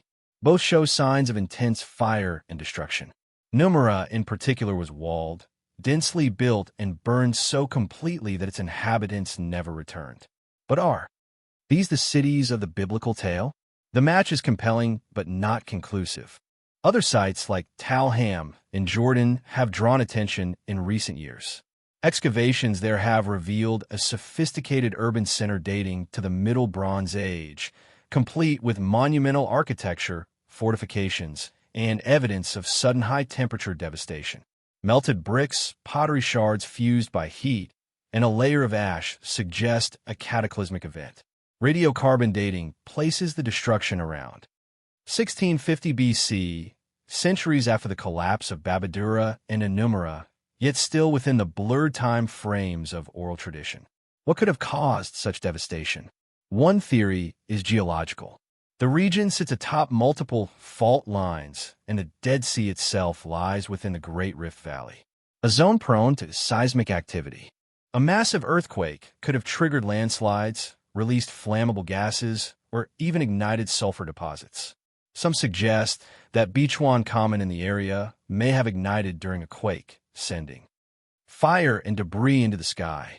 Could this explain the fire and brimstone of the biblical account? Perhaps. Others look skyward. In recent years, scientists have examined the possibility that a cosmic event, a meteor or comet airburst, could have been responsible. Much like the Tunguska event in Siberia in 1908, a large object exploding in the atmosphere could flatten cities, incinerate landscapes, and leave behind extreme heat damage, all without a crater. Supporters of this theory point to the microscopic spherules and shocked quartz found at Tal El Hammam, which may indicate exposure to temperatures far beyond what fire alone could cause. Some researchers argue that such an event witnessed and passed down through generations could have seeded the story of divine destruction. Still, this too remains a hypothesis intriguing but not universally accepted. There are also voices, quiet but persistent, that suggest Sodom and Gomorrah may never have existed as literal cities at all, but as symbolic archetypes that the biblical account, while rooted in memory, may serve a moral and theological purpose rather than historical record, a warning cloaked in narrative. But then, why does the land itself seem to remember something? Why do ruins lie buried near the salt flats where nothing now grows? Why does the Dead Sea region bear traces of sudden abandonment? Some have noted that the landscape itself plays a role in the mystery, the heavy air, the stillness, the silence. It feels like a place removed from time where the past presses against the surface of the present. And then there is the Pillar of Salt. High on a ridge overlooking the valley stands a towering salt formation shaped uncannily like a human figure. Locals call it Lot's wife. Scientists call it coincidence. But for those who look up at it from the valley floor, the boundary between legend and stone begins to blur. What truth lies beneath the salt, the ash, the layers of time? Were Sodom and Gomorrah real cities destroyed by disaster, natural or celestial? Were they allegories given form in the minds of ancient storytellers? Or were they something in between, a real memory reshaped into myth? As the sun dips behind the cliffs of the Dead Sea, casting golden light across a lifeless shoreline, one thing is certain. The cities are gone, the earth remembers, and the silence still burns. What then destroyed Sodom and Gomorrah? Was it wrath or nature, or was something else entirely? And could the truth still lie buried beneath the salt, waiting to speak again? The Hohokam Canals. From the barren salt flats near the Dead Sea, where fire once rained from the sky, we now cross oceans and centuries to the American Southwest. Here, beneath the relentless sun of the Sonoran Desert, an ancient puzzle stretches across the arid earth in silent channels of dust and stone. The Hohokam Canals etched into what is now central Arizona. These intricate waterways once coursed with life. Dug by hand over centuries, they form one of the most complex pre-industrial irrigation networks in North America. Long before Phoenix rose from the desert, before concrete and asphalt, there were these canals lined with silt shaded by Mose Quite and carrying water from the Salt and Gila rivers across a vast dry land. And then sometime around 1450 A.D., the water stopped flowing. The people who had lived here for over 1,000 years were gone. Why? The Hohokam were remarkable engineers. Beginning as early as 300 B.C., they developed a system of irrigation that would eventually span hundreds of miles, diverting river water to fields of corn, beans, squash, and cotton. At their peak, their largest canals reached over 20 feet wide and 10 feet deep. Dug entirely with stone tools and baskets, they maintained the system for centuries, adapting, expanding, and rebuilding with the flow of time and water. Their communities were centered around platform mounds, ball courts, and village compounds. Trade routes stretched across the desert, connecting them to the Pacific coast and Mesoamerica. They left behind intricate pottery, etched shells, and a culture woven into the land. And then they left. Archaeologists still debate what exactly happened. One widely accepted theory points to environmental stress. A series of prolonged droughts may have pushed the system beyond its limits. Without reliable rainfall or snow melt to feed the rivers, canal water would have slowed. Sediment would have built up and irrigation failures would have followed. But the Hohokam were no strangers to the harshness of desert life. Their survival depended on their ability to adapt to these fluctuations. For over 1,000 years, they did just that. So what changed? Some researchers suggest that the problem was not just drought, but flooding. In years when the Salt and Gila rivers swelled beyond control, entire canal systems may have been damaged or destroyed. The larger and more complex the system became, the more vulnerable it was to disruption. There's also evidence of social strain. As the Houm population grew, so did their dependence on the canals. Communities far from the river became increasingly reliant on a steady supply of water and on those who controlled its flow. With stress came tension. Elites may have risen to manage irrigation and distribution, creating divisions that fractured the social fabric. When the water systems failed, political stability may have collapsed with them. Archaeological evidence hints at this decline. In some places, carefully maintained canals show signs of neglect. Silted in beds, breached walls, fields left unplanted. Villages that once thrived begin to disappear from the record. Trade routes go quiet and then, abruptly, the entire system is abandoned. Still, there are no signs of war, no mass graves, no cities burned or besieged, just silence. Other scholars point to cultural transformation. The abandonment may not have been a sudden collapse, but a slow migration, a decision to move away, to leave the canals and begin again elsewhere. This theory sees the end not as failure, but as a shift in identity.